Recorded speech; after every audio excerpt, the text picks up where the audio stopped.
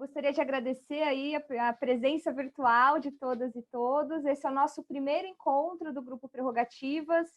Eu sou a coordenadora de eventos, de formação, enfim, meu nome é Gabriela Araújo. Hoje quem vai mediar o debate é a Sheila de Carvalho. Eu vou só fazer uma breve apresentação do currículo da Sheila. Ela vai moderar o debate, depois ela vai fazer uns comentários finais. A Sheila de Carvalho é advogada de direitos humanos, representante da agenda da década do afrodescendente da ONU no Brasil. Ela é coordenadora do jurídico da Coalizão Negra por Direitos e coordenadora do Núcleo de Violência Institucional da Comissão de Direitos Humanos da OAB de São Paulo. Então, logo a gente vai passar a palavra para ela, mas antes eu queria passar também um pouquinho a palavra para o Marco Aurélio de Carvalho, que é o coordenador do Grupo Prerrogativas, um grupo que já tem 6 anos. Nós estamos agora buscando a nossa institucionalização, vocês já devem ter acompanhado algumas das nossas agendas aí nas redes sociais, mas acho que o Marco vai poder falar melhor do que eu. Marco, a palavra é sua. Obrigado, Gabi. Bom dia a todos que estão nos prestigiando, perdão. É realmente uma alegria, uma honra muito grande estar aqui no dia de hoje, nessa nossa primeira atividade virtual, né? O grupo está completando 6 anos, e nesses tempos de pandemia em que o Brasil enfrenta o desafio, né, de combater um vírus e um verme, né, que está instalado na presidência da República, sempre é a hora da gente lembrar do nosso patrono, que nos inspira nesse bom combate, o nosso queridíssimo Sigmaringa Seixas, a ele o nosso compromisso de continuar lutando por um país melhor, né? Então, Gabi e todos os nossos queridos colegas, as nossas canecas de homenagem a esse incansável defensor da democracia, né? Tem um papel singular na história do país. Bom, o grupo realmente reúne variados operadores do direito, né? O presidente da OAB, o querido Felipe Santa Cruz, presidente do Sindicato dos Advogados de São Paulo, Fábio Gaspar, a presidente da ABRAT, Alessandra Camarano. Nós temos a Associação Internacional de Advogados, com o queridíssimo Moro, o nosso Moro do Bem. Nós temos vários membros do IDDB, ex-presidentes e atuais, Tufik, Hugo Leonardo, Dora, Flávia Haral, Toron, Podivo, e BCCRIM. Nós temos o Marona, ex-presidente, fez um trabalho maravilhoso, a querida Eleonora Nassif, atual presidente, a turma da BJD, a Carol, Gisele Cittadino, Carol Bronner, Estela Aranha, Samara. Nós temos, enfim, o Ney Juvelino, do MST, a Abracrim com Jader, com Michel Saliba, a turma do IASP com Miguel, o IGP com o nosso queridíssimo Cacai, grande advogado, querido amigo, as defensorias públicas muitíssimo bem representadas pelo Marcos, pelo Pedro Carriello, enfim, é um grupo realmente que reúne talvez as melhores cabeças da área jurídica e que tem conseguido protagonizar os bons combates, momentos bastante interessantes que não se omitiu frente a esses desafios todos. Então, antes de passar para a Sheila, né, acho que é inevitável nas provocações de hoje, né, Sheila, quando o Brasil enfrenta essa pandemia que hoje já vitima mais de 10 mil brasileiros, né? O presidente da República, infelizmente, vai para um churrasco comemorativo, que é realmente absurdo, né? Difícil imaginar que ele pudesse fazer isso, né? Mas, enfim, ao que parece, ele cria uma crise para resolver a crise do dia anterior, né? Essa é, digamos, talvez a estratégia do governo dele, né? Política diversionista. Mas, a bem da verdade, nós sabemos que, frente a essa crise, né, os desafios realmente são muito grandes, com 10 mil mortos, né, no Brasil, com mais de 300 mil mortos no mundo, 4 milhões de infectados, mas a gente tem a esperança, enfim, de talvez com a perspectiva do enfrentamento jurídico, fazer o bom combate. Agora, se nós estamos vivendo o que a gente está vivendo no Brasil, né, Sheila, é inevitável pensar que a responsabilidade, claro, é do presidente Bolsonaro, mas antes disso é do ministro Sérgio Moro, né, que entrou pequeno no Ministério, enfim, da Justiça e saiu ainda menor, se é que é possível dizer que saiu ainda menor, né? Esse juiz com uma perseguição criminosa, implacável contra o franco favorito das últimas eleições presidenciais, acabou agindo, enfim, de forma, digamos, pontual e cirúrgica para elevar à presidência da República esse verme que está ali instalado, né? Então, a responsabilidade, evidentemente, é compartilhada, né? Quando eu olho para o Bolsonaro, eu vejo o Moro. A palavra é sua, Sheila. Olá a todas e todos, bom dia para esse grupo maravilhoso que temos aqui, bom dia para quem nos acompanha. Muito obrigada, Gabi Araújo, Gabi, a gente é íntima, Gabriela Araújo e Marco Aurélio de Carvalho, pelo convite. Agradeço o Bruno Salles também, nosso companheiro de grupo, que está ajudando aqui a fazer com que isso seja possível. Muito feliz de estar debatendo aqui com vocês um tema tão necessário para esse momento. Acho que esse foi um dos temas mais acalorados nas últimas semanas no nosso grupo Prerrogativas, né? Várias discussões, vários debates, várias perspectivas fantásticas que me fizeram aprender bastante aí nos últimos dias, e acho que a gente ganha muito de trazer isso daqui também para um debate público, né? Trazendo aqui o nosso grupo para conversar com um público mais amplo. São juristas incríveis que nos acompanham aqui, acho que todas as trajetórias deles precedem, né, o que eu vou falar. Acho que a gente tem o papel nesse momento de discutir o que é mais danoso para a democracia, como a gente chegou a esse nível de crise, como a gente pode superar, e o papel do judiciário nessa situação, né? Não vou me alongar muito, porque a gente tem aqui muitos debatedores para nos guiar por essa manhã. Eu gostaria logo de passar a palavra aqui para o Lênio Streck, alguém que eu acompanho desde quando eu estava na faculdade, né? Eu vou aqui conter os meus ânimos tietes de estar debatendo com o Lênio Streck, jurista, professor de Direito Constitucional, pós-doc em Direito pela Universidade de Lisboa, o goleiro do Grupo Prerrogativas, né? Aproveito, inclusive, esse momento para fazer uma denúncia pública de como nós somos roubados no jogo contra o Chico Buarque, né? Após essa pandemia, com certeza vai ter uma revanche aí para que a gente possa reparar essa injustiça cometida ao grupo do Prerrogativas aqui. Lênio, a ideia é a gente debater um pouco nesse primeiro bloco o papel do Moro, né, essa questão do ativismo judicial, né? Os danos causados por ele, pela nossa democracia, e essa situação agora de estar e saída do governo do Jair Bolsonaro e as consequências que a gente tem desse movimento no nosso Estado democrático de direito, né? Vimos essa semana que você fez um artigo muito instigante com Pedro Serrano para o Reinaldo Azevedo, né, respondendo alguns questionamentos que ele trazia lá acerca dessa questão do ativismo judicial, a judicialização da política, os limites acerca dessa abordagem. Se você puder comentar um pouco a sua perspectiva e trazer luz a esse problema com a ótica do impacto do Sérgio Moro para essa crise que vivemos, agradeceria. Com a palavra, Lênio.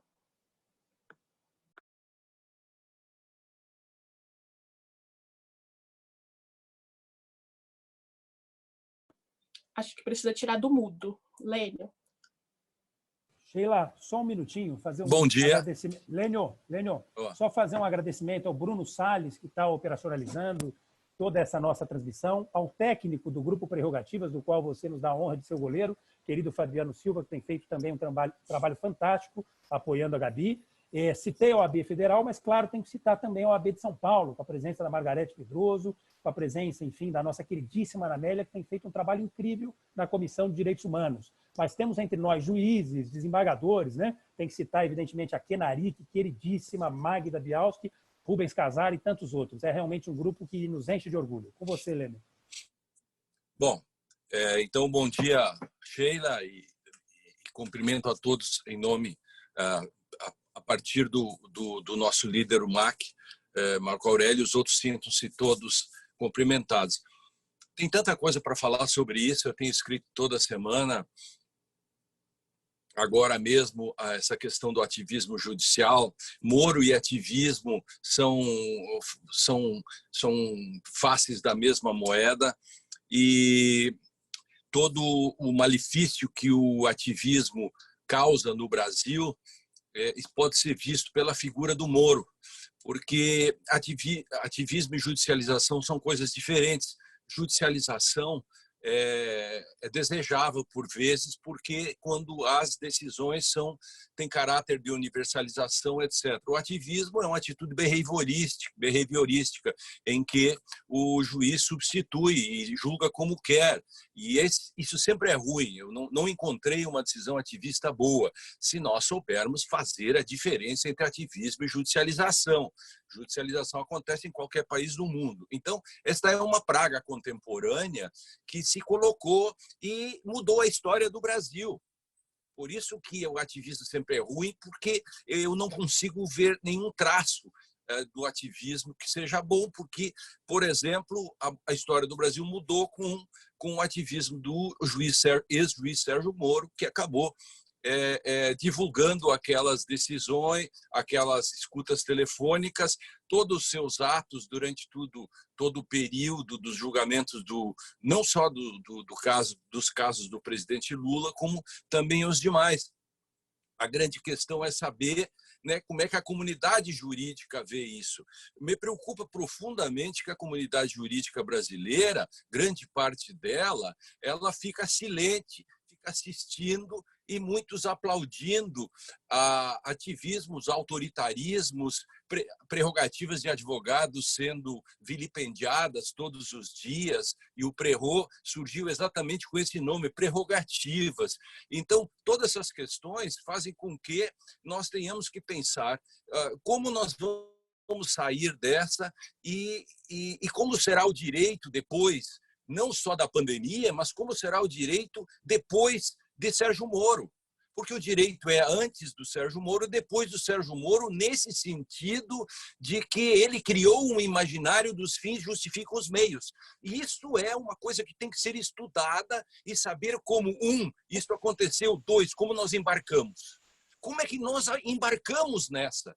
Assim como na Alemanha, o Bernd Ritters escreve um livro agora chamado Uma Interpretação Não Constrangida, mostrando como a doutrina ficou silente e com isso o autoritarismo foi subindo. Pois de Unbegrenzte Auslegung, que é o nome do livro, trazido para cá, a falta de constrangimentos vai fazendo com que esses monstros estão sendo, cada vez mais eles são alimentados. Veja, por exemplo, se nós pegarmos os casos julgados pelo ex-juiz Sérgio Moro e levarmos para a Europa, nós pagaríamos mico com cartão de crédito durante 100 anos em prestações e não conseguiríamos pagar o tamanho do mico que nós pagaríamos frente aos tribunais europeus, o Tribunal Europeu dos Direitos Humanos, que lá, inclusive, tem a teoria da aparência da imparcialidade, né?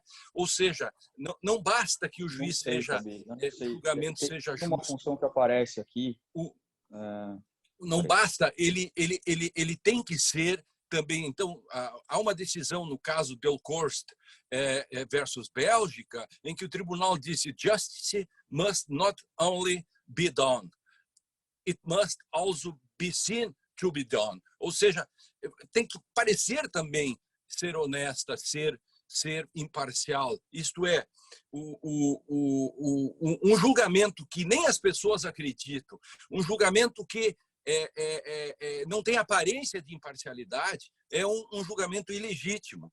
Um caso famoso, o caso Larsen versus na Áustria, foi anulado porque o juiz pré-julgava, ele tinha uma interpretação da lei antecipada, independentemente do fato. Isso tudo no Brasil aqui aconteceu e nós não conseguimos demonstrar cabalmente, facilmente seria demonstrável a suspeição do juiz Sérgio Moro. Ou seja, a suspeição é a holding de tudo o que ele fez durante todo esse tempo. Mas não é só ele. Veja que uma coisa, o item 9 da condenação do ex-presidente Lula, a primeira condenação, diz que não se pode exigir, isso é decisão do TRF4, não se pode exigir do Ministério Público isenção. Então, houve condenação sem isenção. Ora, todos os acordos internacionais que o Brasil assinou até hoje diz que todas as pessoas têm direito de ser julgadas por um tribunal isento e imparcial. Será que um órgão como o Ministério Público, que tem as mesmas garantias da magistratura, não faz parte do conceito de tribunal e, portanto, qualquer réu tem direito? E, portanto, uma vez que Lula e outros foram julgados sem isenção, confessadamente sem isenção, porque o tribunal acabou dizendo que não se pode exigir do Ministério Público isenção. Se tudo isso é verdadeiro, e isso inclusive transitou em julgado essa questão, a minha pergunta é se, de fato, não se pode fazer ainda agora uma ação com relação a essa questão do próprio Ministério Público, que não foi isento conforme decisão do item 9 da primeira condenação.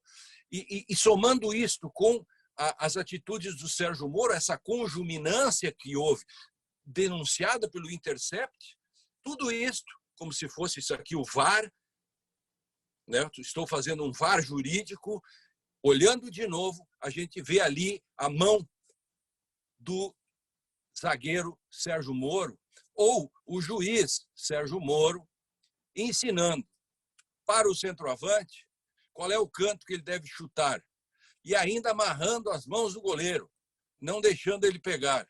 E depois de tudo isso, foi lá ser diretor do clube para o qual ele marcou o pênalti.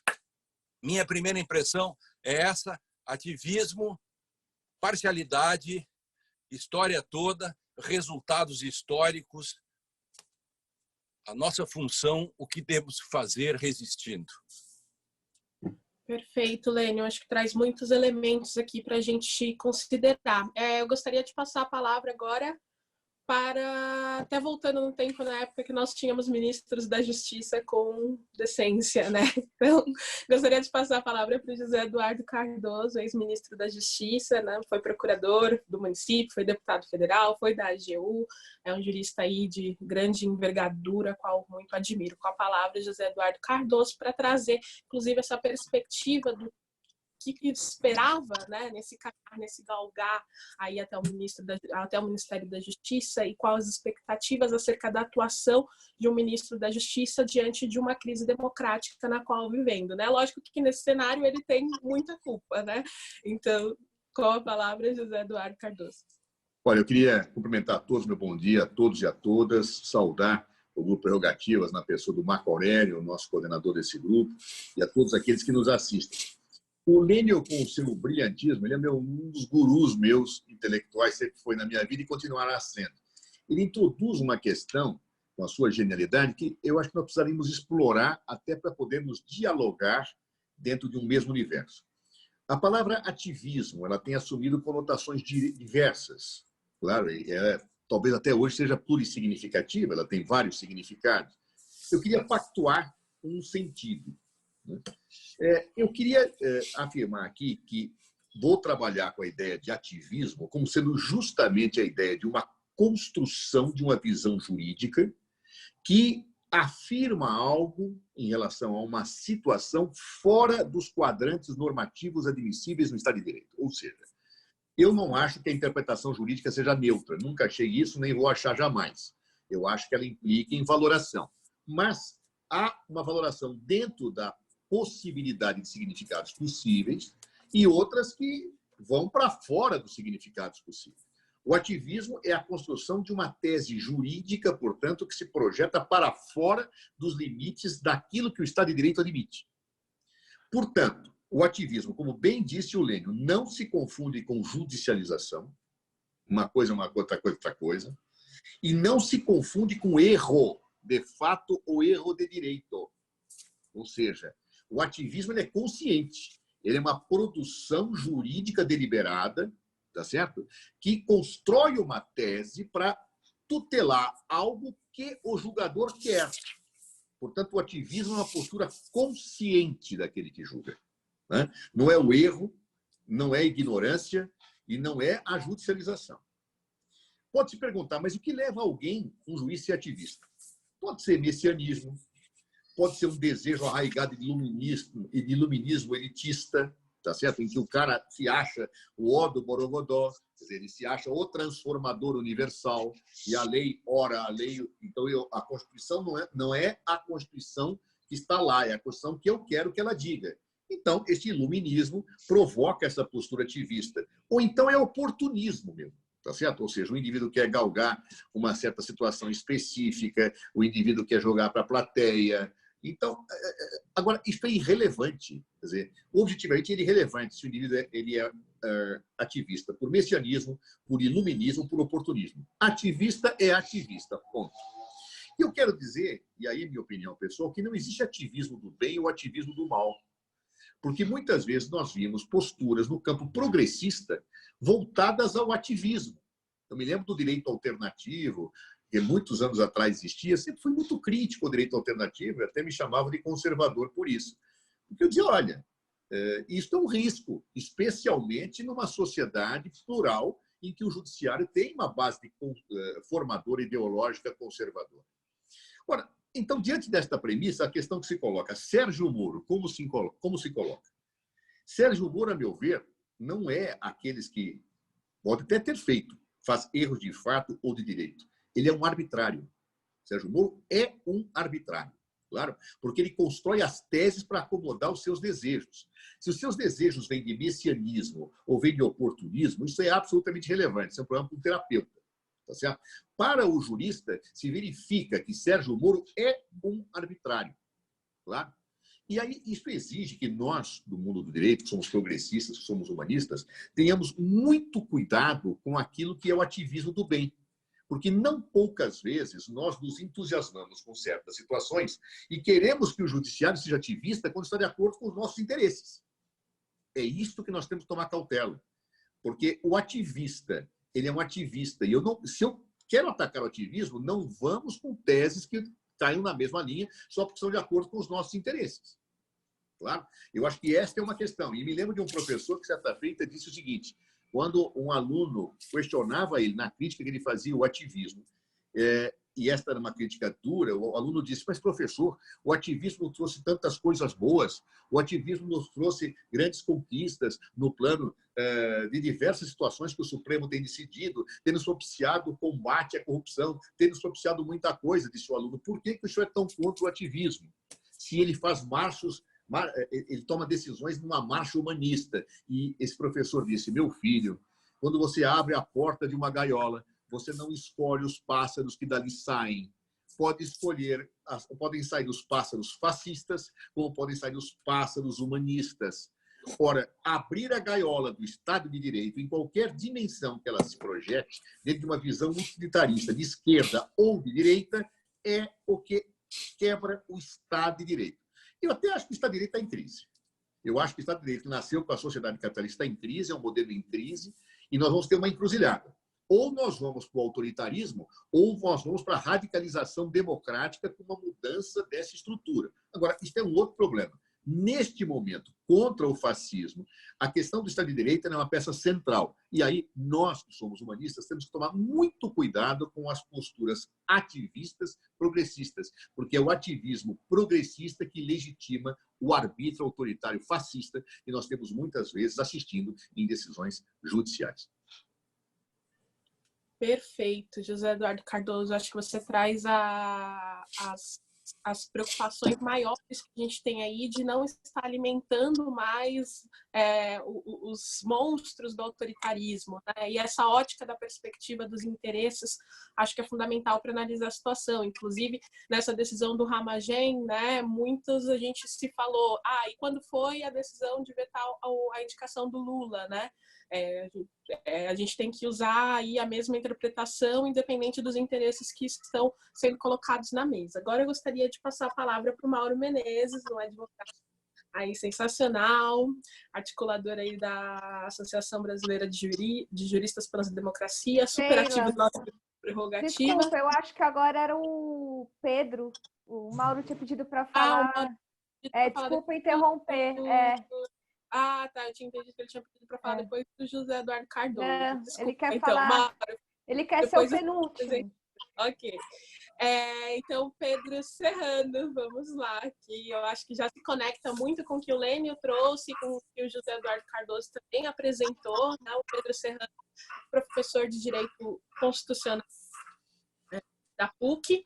Mais do que isso, também ele tem sido quem tem abrigado aí os membros do Grupo Prerrogativa numa espécie de QG da resistência, né, para debater o nosso Estado Democrático de Direito. Com a palavra, Pedro. Muito obrigado pela oportunidade aí, gente, estar aqui falando com gente tão ilustre e querida, né? Só tenho gente querida aqui, né? Bem, eu vou colocar meu ponto. Eu acho que o ativismo, ele depende de qual linhagem de pensamento jurídico você segue para você poder chegar a alguma definição. Em algumas linhagens ele vai ser mais simples, em outras ele vai ser um pouco mais complexo. O Zé adota, nesse momento, não sei qual que é a linha jurídica que ele tem seguido nos últimos tempos, mas ele adota uma linhagem, vamos dizer, positivista, analítica, quer dizer, a regra contém todos os casos que é possível dela prever, numa moldura de sentido.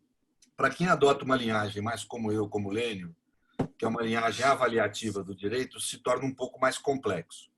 Creio eu, né? O Lênio vai poder me... Eu e o Lênio temos divergências também, né? Ele é gadamerista, eu sou mais spinoziano, até uma... Mas é que hoje em dia isso é secundário, né? Para quem está enfrentando Bolsonaro, tudo aqui é meio secundário. Mas, digamos assim, por que se torna complicado isso? Porque nós temos que falar de qual momento histórico nós estamos falando quando falamos em ativismo. Momento histórico, inclusive, na história do pensamento jurídico. Nós temos novos ativismos hoje em dia que me preocupam muito. Mas, grosso modo, eu vou tentar localizar um pouco historicamente, já vista que a gente deve ter muita gente que estuda ainda direito, Zé. Tem que ser um pouco didático, viu, Lênio? Mas, assim, o século XIX ele foi marcante para o direito porque ele significa uma tentativa que houve na humanidade de universalizar o que na época se acreditava como método científico para tudo, para todo o viver humano. A ciência tinha funcionado bem, como vê a natureza uma máquina de causa e efeito, e queria se transportar os bons resultados daquele modelo científico para qualquer área da existência humana, do saber humano, em especial para as humanidades. Aí que surge a economia, sociologia, e surge o positivismo. E o positivismo surge na Alemanha, que, vamos dizer, como jurisprudência dos conceitos, na França como positivismo exegético, no mundo anglo-saxão como jurisprudência analítica, mas sempre pautado num literalismo, né? Ou seja, numa visão minimalista, onde você interpreta a regra como capaz de conter todos os casos a qual ela se destina a incidir, né? E onde ela é interpretada por um mecanismo mecânico, um raciocínio de premissa maior que se aplica a uma premissa menor e leva a uma conclusão, e aonde o juiz é posto como uma mera boca da lei, um autômato aplicador da lei. Eu vou tentar aqui ser o mais rápido, mais sintético possível. Isso gera problemas. O Lênio tem um exemplo que eu acho que ele se inspirou num exemplo de Working Dado Park, né? Onde ele fala do sujeito que vai entrar com o cachorro. A regra é proibido entrar cachorro. O literalista acha que é proibido entrar cachorro, está lá na regra. Mas se você quer entrar com elefante? Se você quer entrar com urso?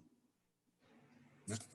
Bem, obviamente começou a haver críticas a esse tipo de postura. E a crítica que surge é uma crítica que leva, talvez, à primeira versão articulada, em termos de teoria do direito, do ativismo, que são as correntes voluntaristas, a escola livre do direito, né? O realismo de primeira geração, que é onde você vai ter daí o juiz tendo na lei uma mera, ou na regra, uma mera referência, tendo no texto normativo uma mera referência e uma atitude absolutamente criativa em relação ao direito. Né? Bem, isso foi aquele período. Todo o período posterior é uma tentativa de criar teorias no interstício disso. O positivismo analítico que o Zé traz, que é um positivismo analítico contemporâneo, ele tenta ser um mecanismo de interstício no meio disso, onde Kelsen traz, Kelsen é o primeiro a trazer, depois tem vários outros, mas o primeiro a trazer os avanços de linguagem para o positivismo e vão moderar aquele positivismo exegético do século XIX, né? E vão poder compor essa ideia de moldura de sentido, etc. Tal. A corrente que os teóricos avaliativos têm, ela é um pouco mais complexa, por quê? Porque ela acha que tem que incidir o direito e não a regra. O texto normativo não é a norma. O texto normativo não tem condição de prever todas as hipóteses de fato a qual ele vai incidir. O texto normativo é um programa normativo e que só se revela como norma na hora que incide no fato, que é o domínio normativo. É Frederick Miller quem usa essas expressões. E ali ele revela o conteúdo normativo que realmente ele tem. Então, veja, fica mais complexo um pouco. Você dizer, numa teoria analítica, basta você falar, está fora da moldura, embora Kelsen, que é um analítico, admite as interpretações fora da moldura no capítulo 8º, do Teoria Pura do Direito. Mas os outros não, quer dizer. E ele só admite na 3ª edição do Teoria Pura do Direito. Mas você resolve bem quando você está na teoria analítica, assim, ó, o que está fora da moldura para nós é o que está fora do direito. É um conceito um pouco mais complexo, porque o direito tem que ser visto como integridade e coerência. O que refoge a essa integridade e coerência do direito é ativismo. Como bem falou o Zé, ativismo não é erro. O erro é uma disfunção. Não há, para mim, nenhum tipo de sistema humano, em especial sistema de linguagem, que não tenha disfunções. Você tem o Estado Democrático de Direito, ele é uma construção ideal. Na hora que você vai aplicar na prática, vão haver disfunções indesejáveis, mas vão haver, né? O problema é que o ativismo de hoje em dia ele se coloca como patologia e não como disfunção. Porque ele se apresenta muitas vezes como medida de exceção. Significa o quê? Que aí a gente é necessário ingressar nesse tipo de debate, a meu ver, para compreender o fenômeno jurídico contemporâneo, né? Ele não só passa a ser uma decisão que refoge ao direito como integridade, mas ele passa a ser um agir político que visa utilizar do direito como combate ao inimigo. E isso é uma forma de ativismo extremamente nefasta, porque ela, para mim, na América Latina, ela capitaneia a nova forma de autoritarismo própria no século XXI, que é o que eu chamo de autoritarismo líquido, aquele composto por medidas de exceção. Então, esse é uma parte do ativismo, é uma espécie do gênero ativismo, mas muito relevante, que eu queria falar dela, porque quem me antecedeu já falou bem do resto, vamos dizer assim, né? Esse agir político do judiciário, essa produção de medidas de exceção que estão fora do direito, mas a título de aplicável, que tem um caráter fraudulento porque aparentam um cumprimento do direito, mas tem um conteúdo político, tirânico, num processo não de tratar com o réu, aquele cidadão que eventualmente errou, mas tratar com a figura do inimigo, aquele ser desprovido de condição humana no sentido jurídico e político da expressão, desprovido de proteção jurídica e política mínima, inclusive no interior do processo. Nós vimos na Vaza Jato isso, né? O direito e vimos no processo do Lula mais do que nenhum, né?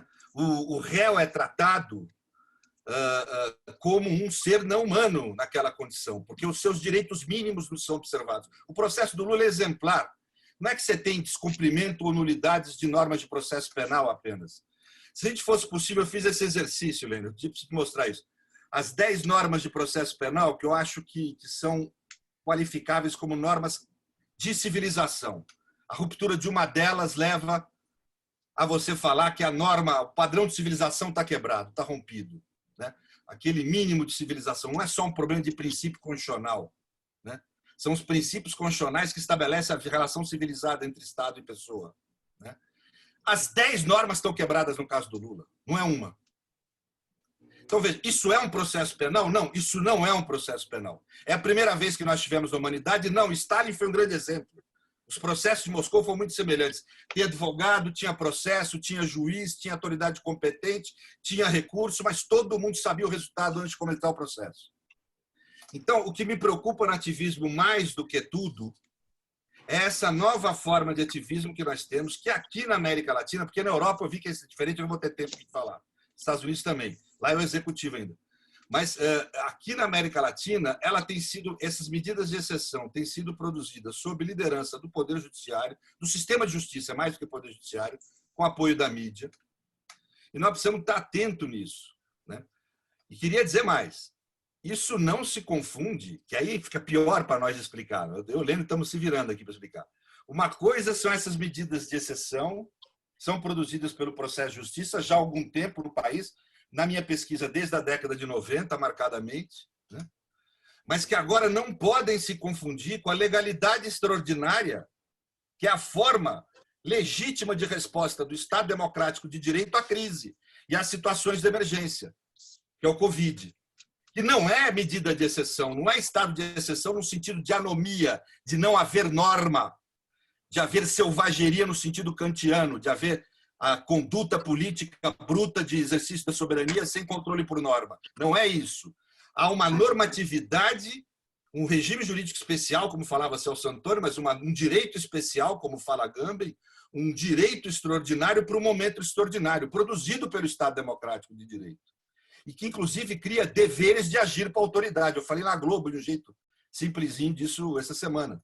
Quer dizer, não há poder no Estado de Direito que não esteja amalgamada a noção de dever. Isso não deixa de existir um momento de legalidade extraordinária. Há um dever de agir do poder público, obviamente dentro dos limites postos. Vocês vejam que é um tema complexo, eu tentei ser o mais sintético possível. Eu agradeço muito a atenção de todo mundo.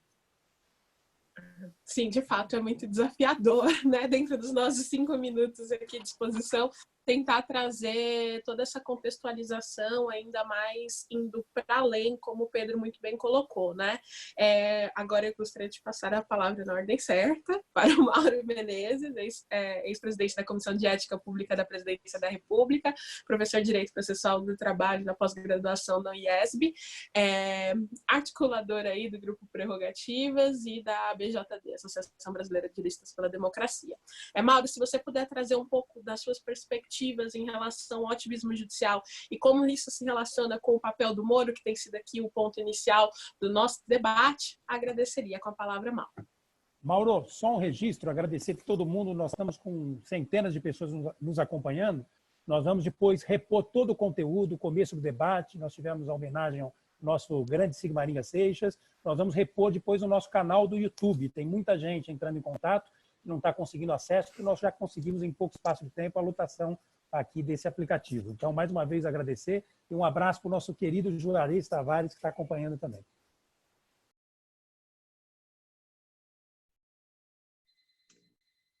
Está mudo. Muito obrigado, Sheila. Agradeço a Marco, agradeço a Gabriela Araújo, a generosidade do convite, debater aqui com esses grandes juristas que são referências para todos nós, e a minha satisfação de integrar o Grupo Prerrogativas, mais do que nunca um fórum de debates extremamente qualificado e que congrega pessoas de diferentes formações, todos com um compromisso muito sólido com a democracia e com o Estado de Direito. Justifico aqui, na verdade, a inversão da ordem dos oradores decorreu de um pedido de preferência inversa feito pela nossa debatedora Gabriela Prioli, que, como sabemos, nós que somos advogados de tribuna, quem fala por último tem uma grande vantagem. Então, a Gabriela reivindicou esse privilégio e nós todos acolhemos a reivindicação.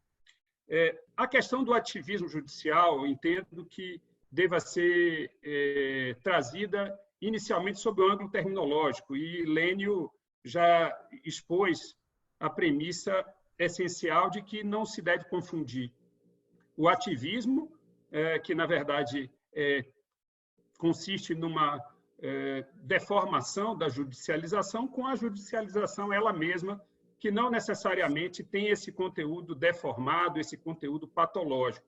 O ativismo deve ser entendido como o avanço do direito em detrimento da política, uma ocupação de um espaço de autoridade pelo Poder Judiciário, que seria um espaço preferencialmente ocupado pelo Poder Legislativo, as instâncias políticas do Poder Executivo. Mas nós aqui fomos chamados, inicialmente, a falar sobre a questão do Sérgio Moro. E não há nada melhor para trazer uma análise do ativismo judicial no momento presente no Brasil do que analisar a trajetória do Sérgio Moro.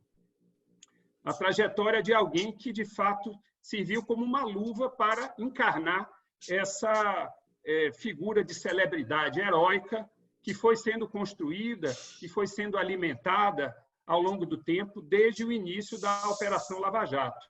A Operação Lava Jato em si já se afigurava como algo, de certa forma, anômalo, porque mais tarde a Vaza Jato veio a demonstrar, ela em si passou a indiferenciar a atuação judicial com a atuação policial e a atuação do Ministério Público, ali numa promiscuidade indevida e ilegal. Aquilo já era visível desde 2014 e 2015.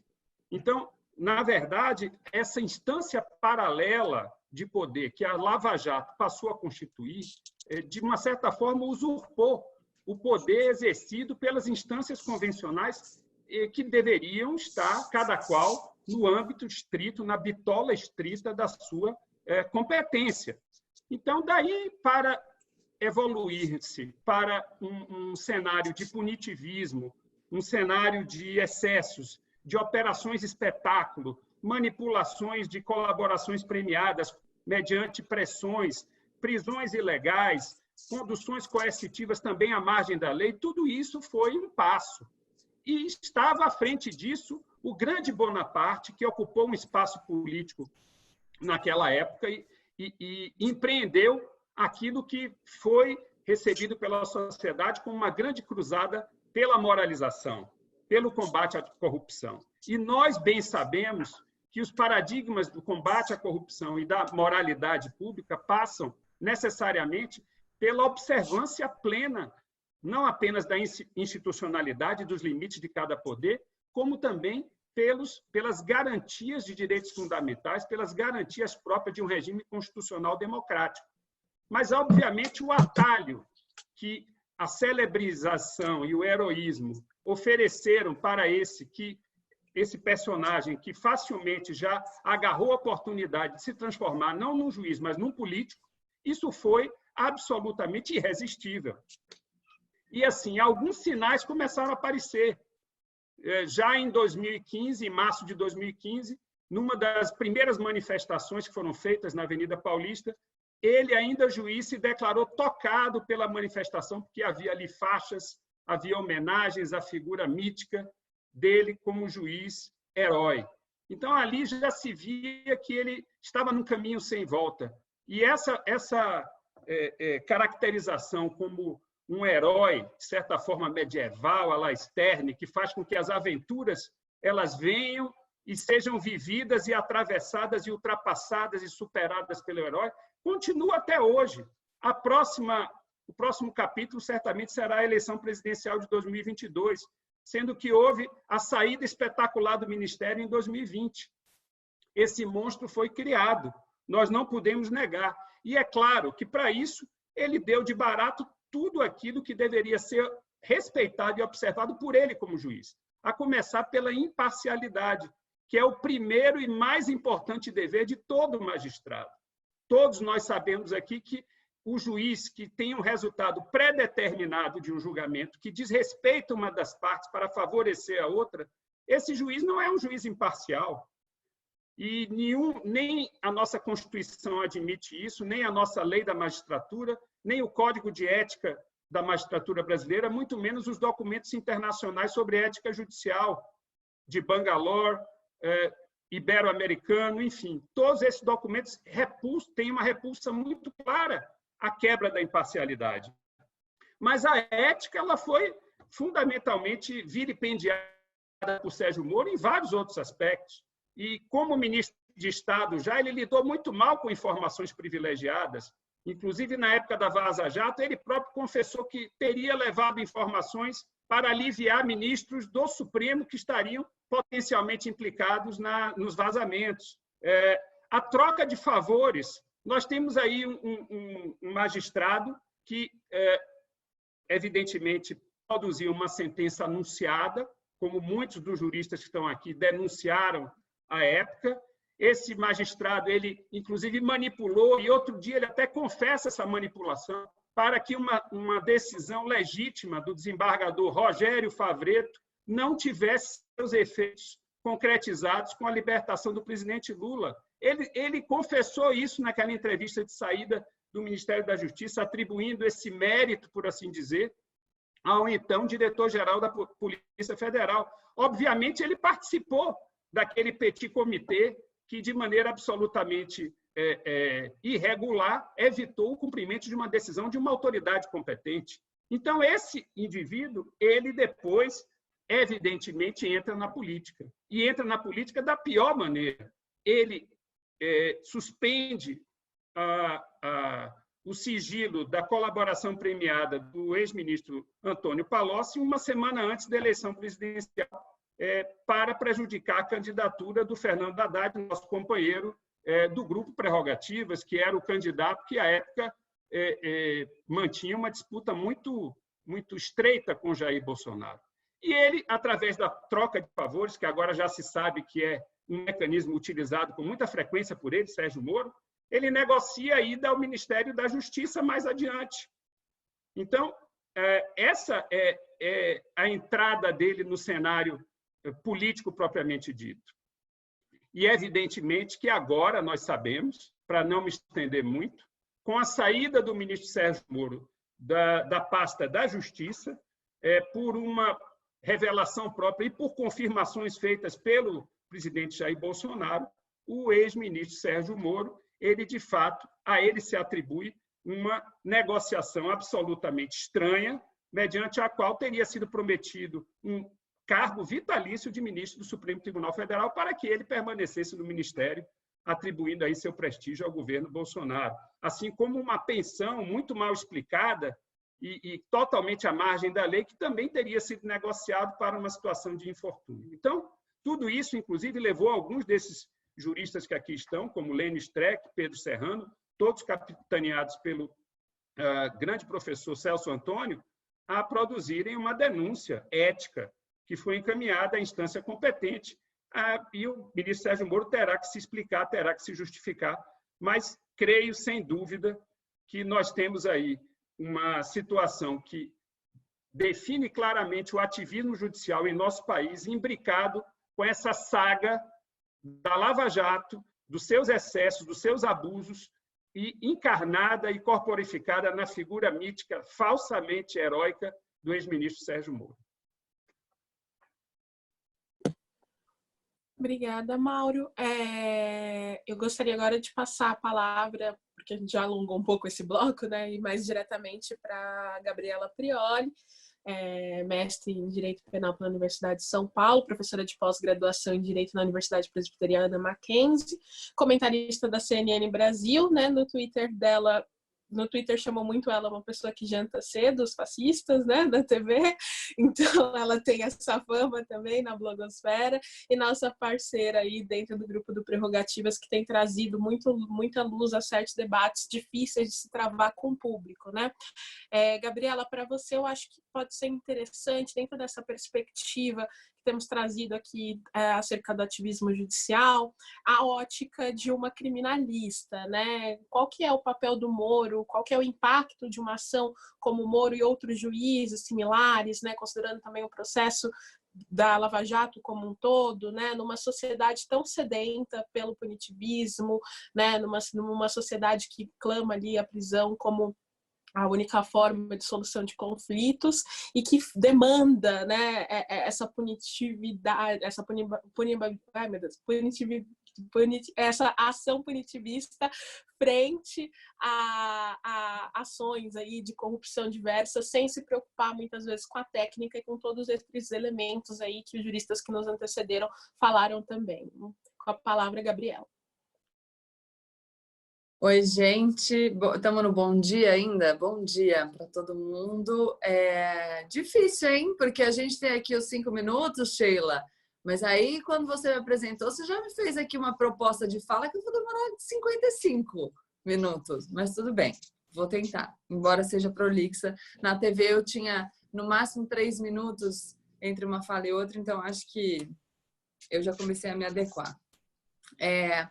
Eu vou preferir um pouco, eu estava anotando aqui as falas dos meus colegas, e aqui é uma honra para mim participar desse debate com tanta gente boa, e para tentar fazer um apanhado e desenvolver uma argumentação, acho que menos da perspectiva de criminalista, só criminalista, mas trazendo a visão da criminalista que começou a trabalhar com comunicação. Eu não sei se todo mundo já sabe, mas eu não advogo, mas já faz alguns anos eu me afastei dos casos e eu tenho trabalhado com comunicação já há algum tempo. E a minha transição de atividade teve muito a ver com o fato de que eu achava que a gente só falava para a gente mesmo. Então, eu sei que a gente está aqui no Prerrogativas, estamos entre advogados, estamos entre colegas, mas quando a gente começa a falar, e aqui eu vou pegar uma fala do professor Pedro Serrano, dos novos autoritarismos como um agir político para usar o direito como forma de combater o inimigo, então a gente está falando de um agir político, a gente está falando de algo que tem reflexo na sociedade como um todo. Então, eu só posso usar o direito como instrumento para combater o meu inimigo, e isso só vai ser eficaz se eu conseguir fazer isso sem que as pessoas percebam que isso é ruim. E que isso é ruim, inclusive, para elas. Então, você fala de uma sociedade que tem essa ânsia da punição, que acha que a punição é a única forma de solução das coisas. E eu acho que eu não estou no vídeo. Não, estou vendo o comentário. A gente precisa... Como que a gente faz para mudar esse anseio popular? A gente tem que se comunicar com qualidade e de uma maneira que as pessoas nos compreendam. E desde que eu comecei a fazer essas falas nos meios de comunicação, nos mais variados, nas redes sociais ou na televisão, não é incomum que as pessoas me critiquem por eu não ser tão severa quanto eu deveria como criminalista nas minhas críticas ou ao ex-ministro, ex-juiz Sérgio Moro, ou eventualmente por eu não adotar um tom mais pesado quando eu falo do presidente Jair Bolsonaro. Mas o que eu digo eu traço a minha estratégia de uma maneira a alcançar mais pessoas e alcançar essas pessoas sem que elas pensem que eu estou, de alguma maneira, apresentando uma visão absolutamente enviesada para conseguir colocar uma agenda que é a agenda que eu acredito. Então, quando a gente fala para as pessoas que elas devem perceber que a punição não é a única saída, que essa judicialização da política é um mau caminho e que isso vai se voltar contra todos nós, porque seremos nós vítimas de um autoritarismo que a gente está alimentando, eu acho que a gente precisa falar isso de um jeito que as pessoas de fato compreendam que pode ser melhor para elas se elas passarem a ter uma visão mais crítica do problema. Porque a gente sabe, nas férias no Ano Novo, eu estava lendo Retórica do Aristóteles, e eu falo que do livro inteiro, que é maravilhoso, mas uma fala que as pessoas só se preocupam se de fato elas se veem como vítimas potenciais daquilo que você está falando que é um problema. E aí, eu comecei ouvindo, claro, a fala do Lênio, citando a decisão do Tribunal Europeu de Direitos Humanos e a frase que todo mundo que fala sobre a questão da imparcialidade e já estudou um pouco isso, sabe? Eu, inclusive, tive um caso que eu falo que eu copiei da Heloísa Estelita, que a gente foi para o Supremo, um caso que perdemos, mas, enfim, se o Torão estiver assistindo, ele vai saber do que eu estou falando, mas que não deveríamos ter perdido, porque tínhamos razão. E eu usei ele tá vendo ele aqui. E a gente tinha razão, e eu usei muito um trabalho da Elo, que ela tinha desenvolvido antes, com essa análise dos precedentes do Tribunal Europeu de Direitos Humanos, aquela frase emblemática de que não basta ser imparcial, a gente tem que parecer imparcial. E nós aqui, temos que parecer imparciais quando a gente comunica sobre aquilo que a gente entende. E a gente tem que deixar isso claro. Eu sei que quando você assiste os abusos e os excessos que aconteceram na Operação Lava Jato e você assiste a celebrização dessa figura do juiz que conduziu a operação e você tem a plena consciência de que ele não deveria ser considerado herói e de que as pessoas deveriam fazer uma crítica, que elas serão vítimas disso que elas estão criando, principalmente quando você vê pessoas que estão lá na clientela preferencial do direito penal levantando essa bandeira. Eu sempre digo para as pessoas, o Brasil não é a Lava Jato. O que acontece, a tolerância a esse abuso, ela vai se espalhar. E isso é um problema para todos nós. Só que ao falarmos disso, a gente precisa tomar cuidado para que o nosso entusiasmo não seja visto como parcialidade. Entende? Na análise da questão. Eu estou falando para você que isso vai ser ruim para você, porque de fato vai. Aqui eu vou te apresentar os meus argumentos. E não porque por acaso eu não gosto do presidente Jair Bolsonaro. Entende? Fazer com que a nossa fala para as outras pessoas que estão consumindo a nossa comunicação não pareça uma fala de afeto. Tem outra frase que eu gosto muito, que aqui eu vou fazer uma citação super livre, que é do Arthur Schopenhauer, aqui já faço ressalva, porque agora quando a gente fala dos autores antigos, a gente precisa lembrar que, enfim, machista, preconceituoso, racista, tudo bem, eu estou falando só de uma fala específica, com todas as ressalvas. Ele diz que todo julgamento ele deve ser proferido friamente e sem paixão, porque o raciocínio é frio por natureza. E se você trouxer aquilo de maneira muito exaltada, as pessoas vão achar que o teu julgamento vem do afeto e não do racional.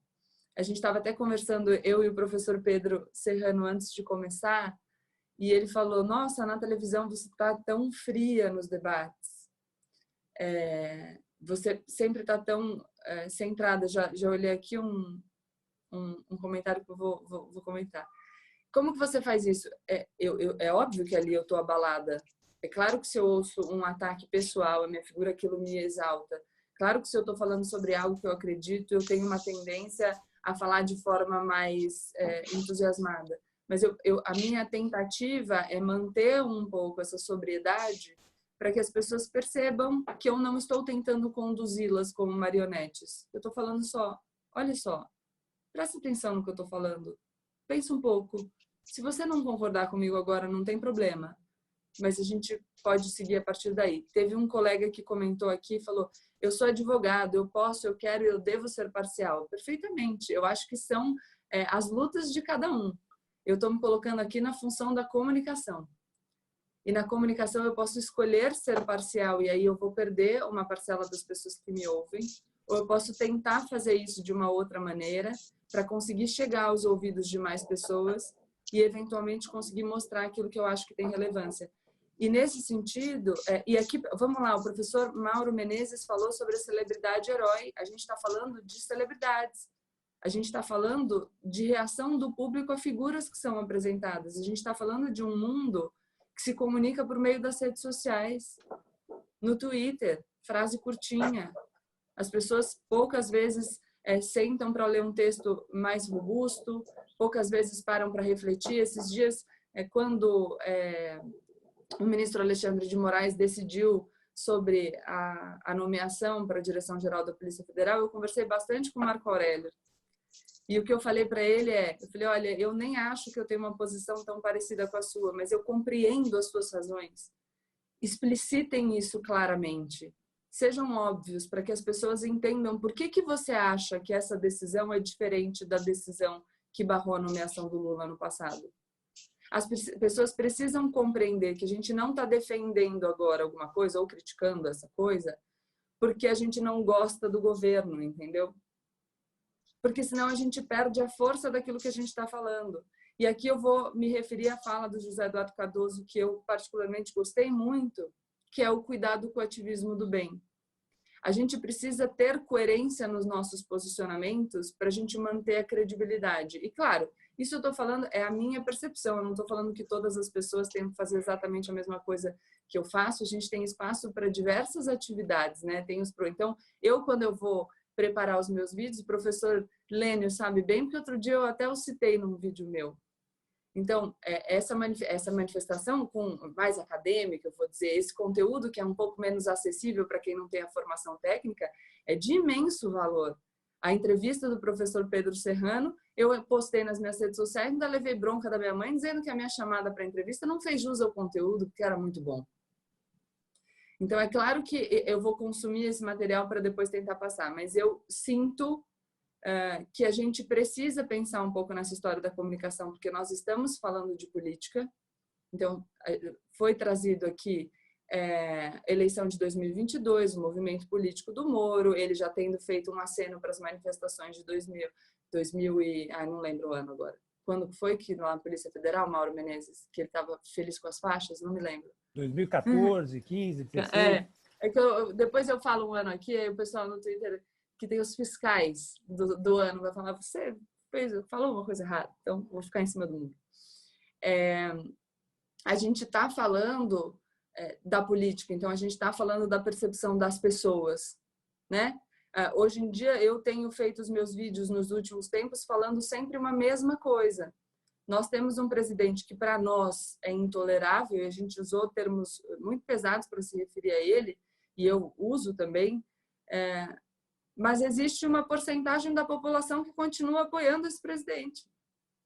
Essas pessoas estão lá. E a gente sabe que algum movimento político para afastá-lo vai olhar para isso.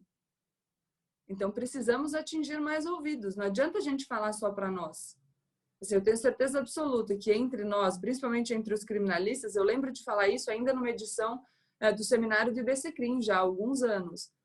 As falas para os criminalistas, para os ouvidos dos criminalistas, a gente já sabe que as pessoas concordam com o que a gente está falando.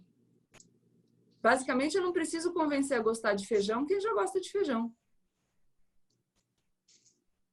Né? Se eu estou trabalhando pelo feijão, eu preciso convencer que o feijão é bom para quem não gosta do feijão. E aí está a dificuldade. E pensando na comunicação. Então, o que eu acho, na verdade, é que a gente precisa, sempre que a gente pensa sobre essas questões, raciocinar sobre o que a gente pretende a partir daqui. Alguém falou, eu não vou me lembrar quem agora, sobre o churrasco do presidente Jair Bolsonaro, que já saiu aqui. Vou abrir a homepage da Folha, que ele desistiu do churrasco. Mas aí eu vou dizer para vocês que, assim, eu tenho manchetes. Nós estamos quebrando todos os recordes de mortes, né, diárias pelo coronavírus. E numa olhada rápida na página da Folha no site, eu não consigo achar um número. E aí um presidente da República que está se eximindo de responsabilidade, colocando a conta nos governadores, ele se beneficia exatamente disso. Tem uma pesquisa da Fundação Getúlio Vargas mostrando que desde a saída do ministro da Saúde, nas redes sociais se fala muito mais das crises do governo do que do coronavírus. Então a gente tem um presidente que não geriu a crise, que se exime de gerir a crise, que cria tumulto o tempo inteiro, e a gente está fazendo exatamente o que ele quer. Falando exatamente do que ele quer. É isso. Obrigada, Gabi. Realmente é até difícil de engolir, né? Mas você já trouxe o tema que a gente quer abordar um pouco mais nesse segundo bloco, né?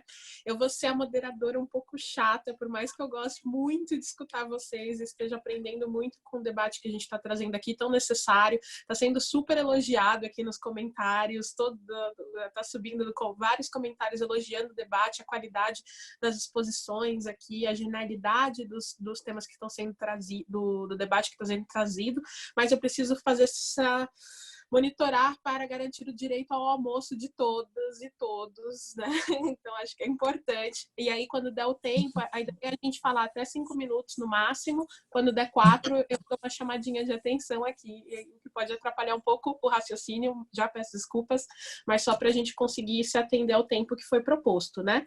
Acho que a proposta desse bloco a gente discutiu um pouco mais. Então, qual que é o papel do judiciário, qual que é o papel da justiça em relação ao Jair Bolsonaro? Porque não tem como a gente se eximir de que a gente não está vivendo um cenário de normalidade, né, da presidência. A gente tem um presidente que está gerando crise após crise, como muito bem colocado aqui, que está fazendo uma banalização da vida ao extremo diante da crise pandêmica que a gente está vivendo. As pessoas estão perdendo seus familiares, as pessoas estão perdendo seus empregos, as pessoas estão perdendo suas perspectivas e esperanças, e ele faz piada, faz chacota, gera crise. Não está fácil. Para nós que somos desse campo mais de defesa dos direitos, a gente fica numa situação de sem saber o que fazer, que, como bem apontado pela Gabriela, é alguém que ainda detém um certo apoio popular, né? Mas que diariamente se atenta às instituições democráticas que a gente tanto defende. Então, já gostaria de passar a bola para o Lênio, né? Para ele trazer... Só um minutinho, Priscila. Não. Um minutinho. Lênio, só fazer uma observação importante. A gente vai ter pouco tempo agora, nós temos cerca de meia hora ou 40 minutos. Você vai ter o direito, evidentemente, de usar um pouco mais da fala, porque você, na forma da lei, respeitou cada segundo, né? A gente vai ter que juntar um pouco os dois blocos, né? Nós estamos falando de crise da democracia, Jair Bolsonaro, e eu quero pegar um gancho na primeira fala, explicando o que a Gabriela falou, para você já tocar a bola no tempo que você tem com mais liberdade, tá? Na verdade, quando a gente olha para o Jair Bolsonaro, nós temos que enxergar o Sérgio Moro. Isso explica um pouco, Gabi, por que eu vejo essa questão do Lula com diferença em relação à questão do Ramagem, tá? Claro. O Moro agiu de forma criminosa, com o objetivo claro de tirar das eleições o então franco favorito, o ex-presidente Lula, que teria ganhado, inclusive, merecidamente no primeiro turno. Agiu de forma criminosa, o Lênio tem denunciado isso. Nós levamos o Moro à Comissão de Ética Pública, tive o prazer de assinar esse documento junto com o Celso Antônio, o Lênio, tantos colegas, e levamos ao Supremo Tribunal Federal também. Então, ele tem que ir para o banco dos réus, e é importante a gente juntar um pouco essas duas dimensões. Ele tem responsabilidade direta. Quando eu olho essas mortes todas, eu estou vendo a digital dele. Então, Lênio, por favor. Bom, eu vou tentar ser... se eu seguir os conselhos da Gabriela, eu vou ser bem fofo, né? Para tentar comunicar isso. Acho difícil você... É muito difícil você criar um discurso de comunicação sobre questões, às vezes, complexas de direito. E não dá para contar as coisas de um modo muito simples, que elas já não são mais elas. Essa é uma velha questão. Eu passo por isso todos os dias. Eu escrevo um artigo de meia página, ele tem o dobro, o triplo de leitores do que de 4, 5 páginas, porque as pessoas gostam mesmo de informações. Eu sou um crítico dos livros facilitados, facilitadores, resumos, essas coisas, porque eu acho que isso fez com que o direito chegasse a isso que nós estamos. Foi exatamente essa geração de juízes e promotores que estudaram nas simplificações e que sempre que alguém chegasse, sofisticasse, se dissesse, olha, lá vem o cara com textão, é que nós formamos uma geração que não sabe conceitos. Por isso que quando a gente vai falar no judiciário ou apresentar teses complexas, que só elas podem resolver um problema, nós batemos de frente. Por quê? Porque a resposta dos conceitos mínimos sobre princípios ou questões importantes sobre direito internacional ou outras, o judiciário não tem a resposta, porque talvez o judiciário tenha somado um certo tenentismo que vem de um processo ideológico do qual Sérgio Moro é um dos componentes, e não podemos deixar fora o Ministério Público, que é o outro componente tenentista, né, como diz um autor aí do Rio, né? Esse conjunto, jabuti não dá em árvore. Tem um paciente zero nessa epidemia. Ela veio de algum lugar. Como que se formou? Eu insisto. O direito é antes da Lava Jato ou depois da Lava Jato? O Alexandre de Moraes da Rosa me perguntou durante o mensalão como se ensinaria processo penal depois do mensalão. Bom, eu cheguei a perguntar para ele se ensinava efetivamente antes do mensalão. Quer dizer, pelo modo como setores do ensino jurídico e o imaginário dos cursinhos de preparação acabaram criando esse universo da simplificação e do modo, senso comum da justiça, em que os fins justificam os meios. Não, o direito não é uma mera instrumentalidade. Exatamente, se ele for uma mera instrumentalidade, eu posso fazer raciocínios consequencialistas como o Sérgio Moro todo fez, e mais da metade da comunidade jurídica diz, era ilícito, mas nós não, porque pegou a roubalheira do PT, etc, etc, etc. Ora, o grande raciocínio consequencialista no Supremo Tribunal e nos tribunais está num adágio que nós não conseguimos derrubar, que é não há nulidade sem prejuízo.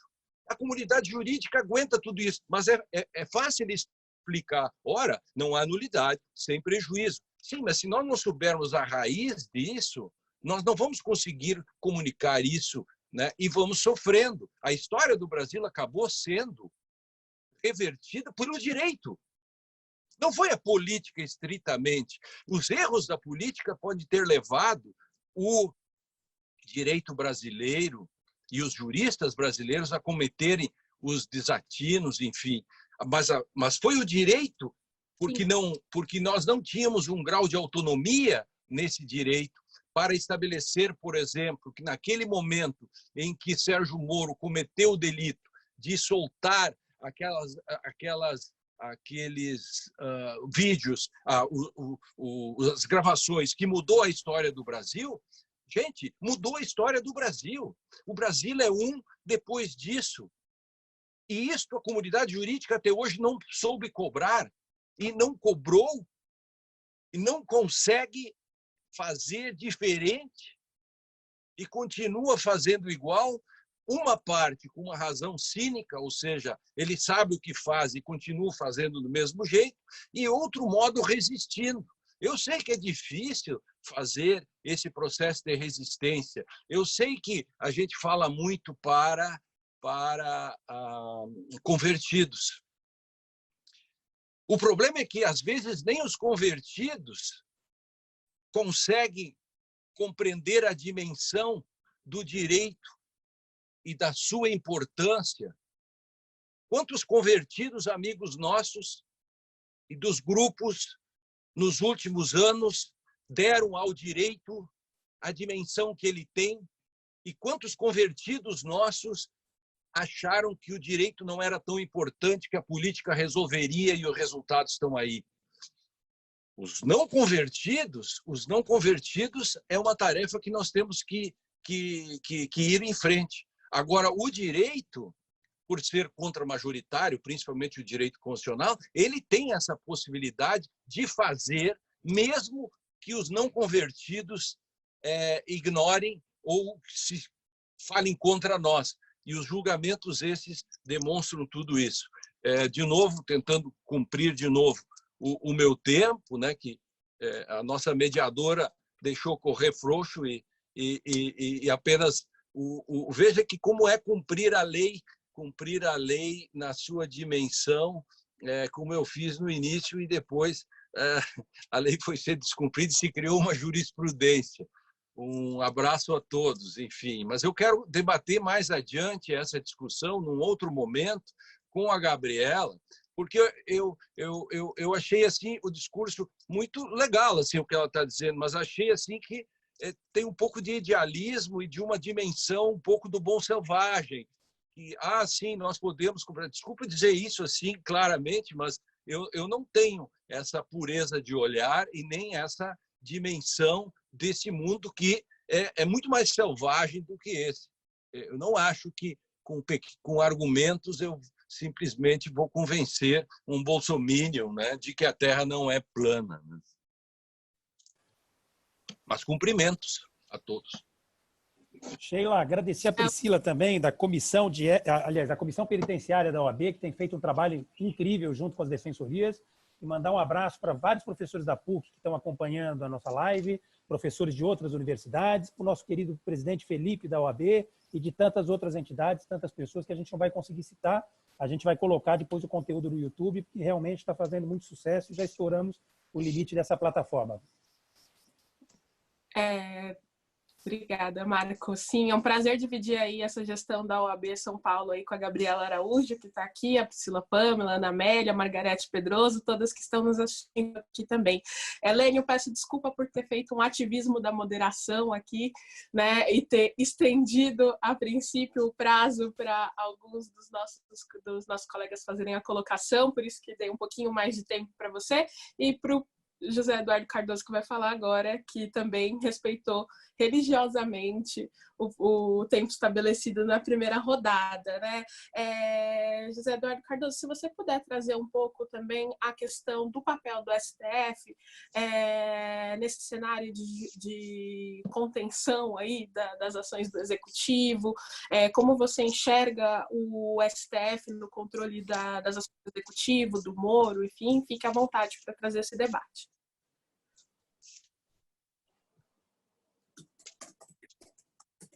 O som. Só precisa liberar o som, viu? Uma visão muito parecida com o que a Gabriela colocou. Mas eu queria pensar algo que ela disse, que é justamente a questão de que nós não podemos ter uma visão utilitária dos nossos princípios. Se não for por ética, haverá de ser por pragmatismo, porque nós perdemos a credibilidade. Claro, ou seja, a nossa tarefa é convencer.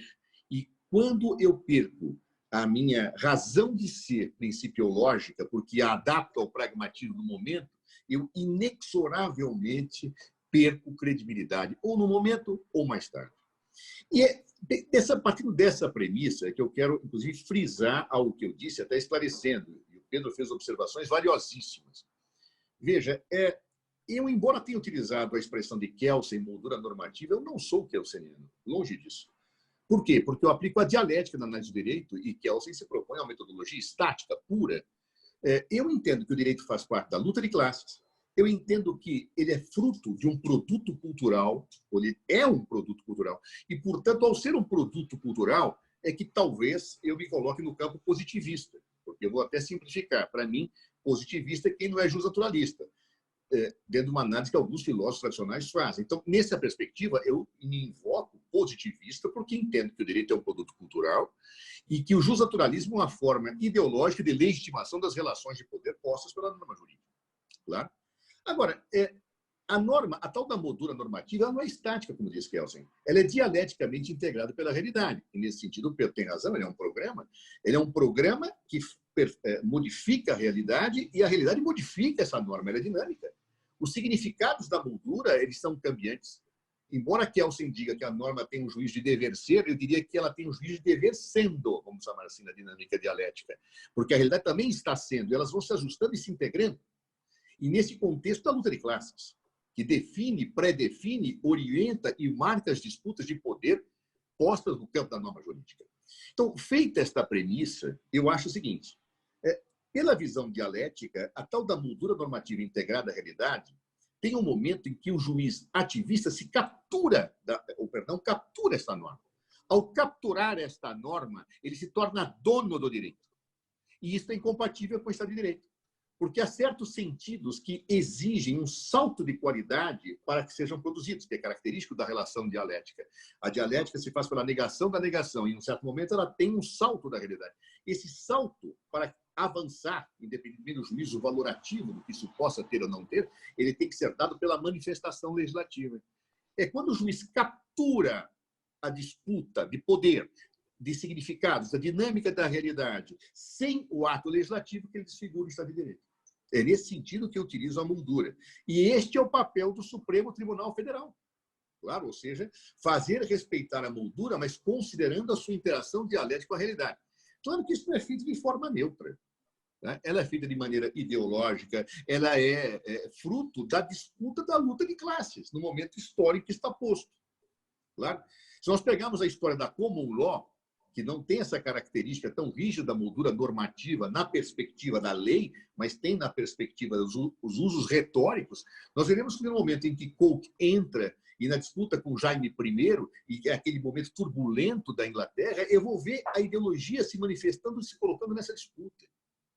Então, portanto, eu vejo, avalio e pondero, né, que, neste momento, há que se ter muita cautela com o salto de qualidade e não permitir nem para um lado, nem para o outro, a apropriação daquilo que é o conteúdo legislativo inteirado entre a realidade dialeticamente e a norma, aquilo que eu chamei de moldura normativa.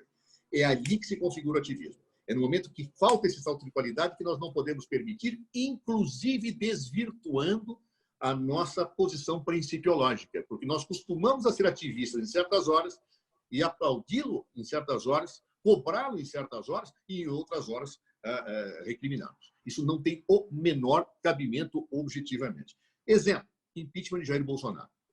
Eu participei em muitos debates, muitas palestras, me perguntavam, é caso de impeachment do Jair Bolsonaro? E até 3 ou 4 meses atrás dizia, não, não é. Mas como não é? Você defendendo que não é?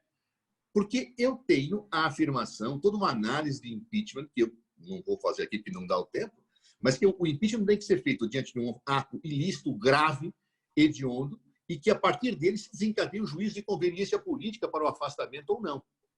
E, até um certo momento, Bolsonaro tinha, a meu ver, não praticado um ilícito com essas feições. A estupidez não é crime de responsabilidade, a demência não é crime de responsabilidade, a idiotia não é crime de responsabilidade.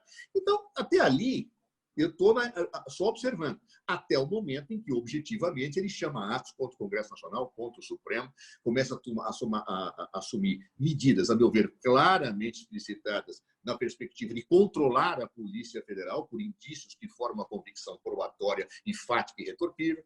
Então, tudo isso, a meu ver, configura a razão para crime de responsabilidade hoje, mas exige uma análise política. O crime de responsabilidade é jurídico-político, ou seja, eu tenho que ter a configuração do ato ilícito, essa está dada, Jair Bolsonaro já tem vários, mas eu tenho que fazer uma análise política para ver se vale a pena o trauma da sua tirada ou não. Essa é uma análise política que quem tem que decidir é o Congresso Nacional, mas que, evidentemente, nós podemos nos envolver como cidadãos, defendendo, por exemplo, fora Bolsonaro, porque realmente não dá mais para esse cara ficar. Claro? E tem gente que vai dizer, calma, prudência, aí é a discussão política. Do ponto de vista da moldura normativa, na sua integração com a realidade, na leitura da Lei 1079 de 50, da Constituição, em caso de impeachment, me parece muito claro que já tem base para um crime de responsabilidade. E cabe ao judiciário controlar isto, sem sair fora dessa moldura dialeticamente construída entre a integração da realidade e a produção jurídico-normativa. Portanto, o direito é um produto cultural fruto da luta de classes e é nessa dimensão que ele tem que ser entendido, interpretado e, diria, instrumentalizado de forma coerente pelos operadores do direito. Obrigada, Cardoso. Corrigindo aí os efeitos do meu ativismo de moderação, agora eu vou passar a palavra para o Pedro, Mauro e Gabriela, tentando fazer um pouco mais de controle, né? Pedro, se você quiser comentar um pouco dessas questões dos controles constitucionais cabíveis, possíveis para o Jair Bolsonaro, com a palavra. Bem, vou tentar rapidamente. A discussão aí do Gabriela e Lênio eu acho interessante, mas eu enxergo assim meio como aquela coisa de produzir ciência é uma coisa, divulgar ciência é outra. Quer dizer, e ambos os papéis são relevantes. A produção de conhecimento na área jurídica, ela realmente não pode estar balizada em estándares muito primários, que é o que a gente vê hoje em dia, que tem liquidado com o ensino, com o estudo de direito. A teoria do direito no Brasil é banal, é impressionante, é muito ruim em geral. Salvo alguns nichos que são de excelência, o resto é impressionante, né? Então mas eu acho assim, as duas falas são válidas para mim, não há conflito, quer dizer, eu não consigo fazer isso que a Gabriela falou por causa de falta de talento, eu sou muito afetivo, mas assim, eu acho que ela tem razão, quer dizer, eu sinto isso quando eu faço opiniões públicas, tal. Quando você dá uma opinião mais fria, mais equilibrada, as pessoas ouvem mais, levam mais em consideração o que você fala. Então acho que esse tipo de atitude de convencer, que é próprio da retórica, eu acho que é válido e a gente tem que incorporar quem participa do debate público. Agora, uma outra coisa é produzir conhecimento. Aí nós não podemos ter estándares muito reduzidos, não, na minha opinião, né? A outra questão, concordo totalmente com o Zé, acho que é isso aí mesmo, só que fazendo ele observação, obviamente, ele sabe, só para deixar claro para quem está ouvindo, que no pós-guerra não existe mais essa divisão positivismo, justnaturalismo dessa forma. Surgem teorias avaliativas, o próprio positivismo muda com o positivismo crítico europeu e o positivismo includente anglo-saxão, exatamente pelas condições rígidas do pós-guerra que vão estabelecer princípios no sentido de normas que trazem valores morais, vamos dizer assim, como uma normatividade superior e que dá integridade ao sistema, né? Então, essas teorias avaliativas que eu falei, elas não são as justnaturalistas que acham que valores morais são absolutos, não tem a ver com isso, que é mais começo do século XX. Bem, no tocante, que eu acho que é o tema principal, é muito difícil lidar com um governante insensato que nem a gente tem agora, profundamente insensato.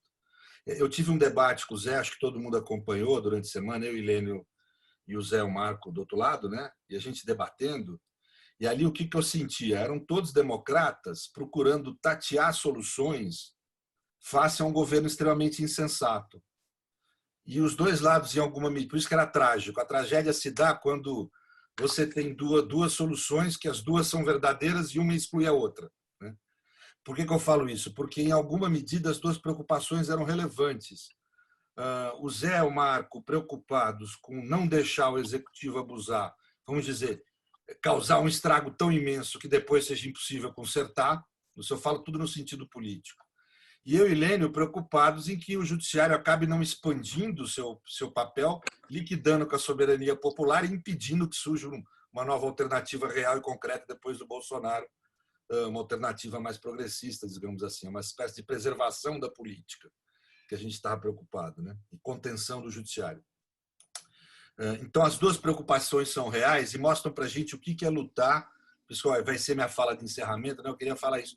O que é a gente lutar contra o autoritarismo? Não tem manual, não tem 10 regrinhas para seguir. Tem fazer isso que a gente fez essa semana. É ir tateando, é ir debatendo, não tem outro modo. De vez em quando conflitando. Mas eu só queria dizer o seguinte, eles podem submeter a nós a conflitos entre nós, podem querer tirar a nossa voz daqui a um tempo, podem querer tirar nossa integridade física, a vida, fascismo faz tudo isso. O que a gente não pode deixar fazer é eles transformarem a gente em algo parecido com eles. Eu acho que essa é a essência da nossa posição. A nossa régua tem que ser, como falou o Zé, a régua que a gente sempre usa, a regra da liberdade, a regra da igualdade, a regra de certos valores que eles nos enxergam como inimigos, né? Com uma relação antagônica, como aquele que deve morrer. Nós temos com eles uma relação agônica. A gente não acha que tem que excluir a direita da vida política. Nunca vamos ter conciliação com eles, mas achamos importante que eles existam para existir uma sociedade livre. Então, vamos dizer, essa régua, a gente tem que lutar para que seja uma régua só, por exemplo, que o Moro agora seja julgado pela mesma régua que ele deveria ter julgado os outros, não pela régua que ele julgou. Por quê? Porque a régua que ele julgou é a regra da injustiça, do autoritarismo, e essa não nos cabe pregar, né? Então, porque senão nós vamos nos transformar em algo semelhante a eles, a gente não pode permitir. Então, eu senti muito isso essa semana, nós não podemos perder a nossa identidade nesse processo todo. De resto, é isso que a gente fez mesmo, é ir tateando uma preocupação, outra ali, a gente vai ponderando um com a preocupação do outro e vamos tentando tatear caminho, porque regrinha não tem. Obrigada, Pedro. Cumpriu aí os 5 minutos, agradeço muito. Gabriela, me falaram que você precisava sair um pouco antes. Não sei se você quer fazer suas considerações. Eu pediria desculpa para o Mauro para cortar aqui a ordem, ou se você quer que o Mauro fale primeiro. Mauro, posso? Porque eu tenho uma gravação, eu tenho hora. Se não tiver problema para você. Tá. Bom, algumas coisas aí para eu falar. Eu acho que todo mundo que falou tem razão, tá?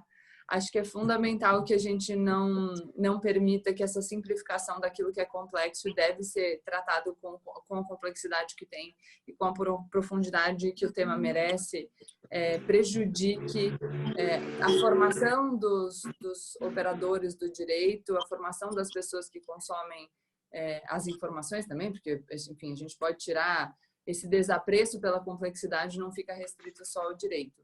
E aí eu vou falar um pouco do que falou o professor Pedro Serrano na questão de produzir ciência é uma coisa e comunicar ciência é outra coisa. Perfeitamente. Até porque quem está ali na lida da produção da ciência, como eu falo, a gente tem que escolher as nossas batalhas, né? E a gente não pode abraçar tudo. Então, quando a Gabi me convidou para fazer parte desse debate, eu até falei para a Gabi, eu falei, nossa, Gabi, o que vai ser discutido? Porque eu agora, com essa minha atividade na televisão, que eu tenho que preparar outros debates, outros programas sobre outros temas, a gente tem que escolher o que a gente vai fazer com o nosso tempo. E, às vezes, para eu estudar uma coisa, para eu fazer o mundo pós-pandemia, que eu estudei entrevistei uma psicanalista, eu preciso não ter estudado outra coisa. É uma gestão de tempo. E por isso que eu fiz questão de dizer que, quando eu me proponho a comunicar isso, e aí, eventualmente, não traduzir, porque eu acho que, às vezes, o traduzir, a gente pode estar tentando simplificar o que é complexo, mas, pelo menos, quando eu tento chamar a atenção das pessoas para aquilo que é complexo e mais profundo, é isso que eu digo, é trazer as pessoas de volta para o apreço à complexidade. Então, quando eu trago um artigo do professor Lênio para o meu vídeo, e embora no meu vídeo eu não consiga falar sobre o artigo com a complexidade que ele tem, eu posso alcançar algumas pessoas e fazer com que elas leiam um artigo. Tomara que daqui a pouco eu consiga os artigos de 4 ou 5 páginas. Então, é um movimento, né? E eu acho que isso é importante na minha função. Até porque, e aqui eu ouvi muito a gente falar sobre a qualidade do ensino jurídico, e eu diria a qualidade do ensino no geral, que infelizmente é ruim, né? Com algumas poucas exceções. Então, acho que quando a gente ouve os debatedores desse painel aqui, a gente se surpreende, se encanta com nossa, são pessoas muito elevadas intelectualmente, é uma abordagem muito profunda, muito superior ao que a gente vê em outros lugares. E são poucas essas pessoas. A massa das pessoas se formou nesse sistema de ensino jurídico que tem uma qualidade ruim. E aí o meu ponto eu acho que a gente não deve só dizer essas pessoas não compreendem conceitos básicos, então, e elas não vão ler o artigo de 4 páginas. Eu penso no movimento de falar, tudo bem, não entende? Então vamos devagarinho. Vamos no de meia página, depois a gente vai para o da página inteira, porque senão a gente está abandonando essas pessoas. E eu fico me perguntando, tenho um pouco de dúvida mesmo, e aqui eu estou falando da minha, mas mesmo nas minhas provocações nos debates, quando eu falava dos argumentos técnicos, muitas pessoas me falavam, você está sendo elitista, porque as pessoas não entendem o argumento técnico. Então, eu tomava todo o cuidado de falar, não, eu estou dizendo que isso precisa de profundidade, que isso precisa de cuidado, que isso é complexo, então eu não estou tirando a complexidade da coisa, da análise, mas eu estou tentando, de alguma maneira, trazer isso de uma forma que as pessoas possam consumir. Então, é isso que eu quero dizer, né? Não é que eu não estou defendendo que a gente fuja do complexo. Pelo contrário, eu, no geral, falo muito que as coisas são mais difíceis. Ontem eu fiz uma live com a Anitta, um monte de gente assistindo, e a live era como entender política. E eu comecei a live falando, olha, eu vou começar dando uma notícia ruim, talvez, para as pessoas, porque todo mundo espera, assim, um livro para entender política, uma live de 1 hora para entender política. Eu falei, e não é assim. É uma busca, é uma construção. As coisas são difíceis, elas são complexas e a gente precisa se empenhar nesse movimento, nesse trabalho. Mas então acho que é basicamente isso. Talvez eu seja mais idealista. Assim. Não sei se todo mundo já assistiu no Netflix o documentário sobre os terraplanistas. Eu tenho que parar, Sheila, é isso? Tá, Mais um minuto. O documentário sobre os terraplanistas, o que é muito interessante de assistir. Porque tem uma fala no final que um dos cientistas diz, eles são cientistas frustrados. Porque eles fazem as perguntas, mas eles não conseguem chegar lá e eles acabaram criando uma teoria bizarra. E outra coisa que a gente percebe muito do documentário é a carência das pessoas, então a gente pode começar a pensar num mundo que é complexo, na precarização das relações de trabalho, nas pessoas sem vínculos afetivos, e nessa carência que vai sendo suprida de alguma maneira por uma interação nas redes sociais, que pode ser uma interação por ideais. E aí essas pessoas encontraram a companhia entre os terraplanistas, e aí elas adotam essa visão de mundo. Acho que isso pode explicar muito o movimento que a gente viu nas últimas eleições e que a gente continua assistindo, desse apego afetivo e visceral a uma figura que para nós causa tanta repulsa, porque você acaba se definindo como um apoiador daquele líder e as tuas relações todas acabaram sendo estabelecidas nesse círculo. Então, sair daí é muito difícil. Então, também nesse aspecto, a gente pensar como que a gente aborda e como que a gente lida com essa questão. O meu ponto é justamente a complexidade. Então, produzir ciência é muito complexo e comunicar a ciência é extremamente complexo. Porque eu tenho uma fala do Zaratustra que eu gosto muito, que ele desce do monte e ele diz, não me escutam. Eu não sou voz para esses ouvidos. A dificuldade de a gente ser voz para mais ouvidos do que alguns poucos também traz bastante complexidade aí em como a gente desenha a nossa atividade. É isso, gente. Obrigada. Eu tenho que ir porque eu tenho uma gravação. Estou vendo a Sheila já fazendo assim e eu vou levar uma bronca. Parabéns, obrigado pela sua presença e você furou a bolha. Quem teve a oportunidade de te acompanhar sabe que você não foi nem um pouco superficial. Ao contrário, você levou para a lona o teu debatedor, né? Que é um fascista de primeira. Parabéns. Tchau, gente. Exato. Obrigada, Gabriela. Muitos comentários que estão no sentido de como você não é nada superficial nos debates de TV e que traz aí questões que são tão difíceis para a gente abordar para um público mais amplo, né? Parabéns, sigamos aí te acompanhando. Obrigada. Tem muitas coisas muito mais complexas do que o que eu trago. O que eu estou dizendo, eu agradeço que as pessoas digam que eu não sou superficial, mas existe uma profundidade ainda maior e que não deve ser, enfim, menosprezada, porque ela importa. Exato, perfeita. Muito obrigada, Gabriela. Eu gostaria de passar agora a palavra para o Mauro, para comentar aí um pouco dessa questão do controle do Jair Bolsonaro nesse cenário que a gente está vivendo hoje. Mauro, se você puder, com a palavra, 5 minutinhos, vou controlar aqui. Pois não, Sheila. Veja, eu me sinto muito à vontade porque nós estamos aqui tentando sintetizar um pouco da angústia e quem está profundo no pensamento, é o caso de quem me antecedeu, tem como meta justamente dar conta dessa inquietação que o pensamento lida diante de uma situação institucionalmente muito frágil e também potencialmente perigosa. Nós tivemos aí um trauma, esses excessos da Operação Lava Jato. Praticamente a Operação Lava Jato subjugou os demais poderes e aquele exemplo do vazamento da conversa entre o ex-presidente Lula e a então presidenta Dilma Rousseff é bem sintomático disso. Naquele momento, a política invadiu o direito e tomou o direito como arma golpista, facesca mesmo, e era muito difícil resistir a isso. O Supremo, de fato, ali se dobrou ao poder político, sim, da Lava Jato, ou seja, houve um sequestro do direito. Isso gera um certo trauma, e nós estamos aqui todos muito desconfiados da ação do Poder Judiciário e do próprio Supremo nesse momento, embora possa ser uma ação que estabeleça contenções a um governo francamente autoritário.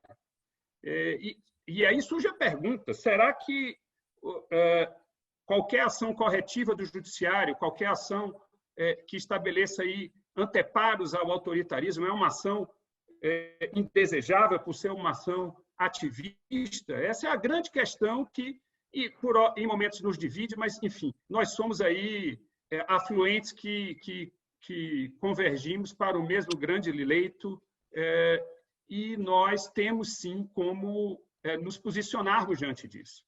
Ora, a Constituição de 88, é muito bom lembrar, ela tem como um dos seus elementos vitais uma repulsa muito clara ao autoritarismo.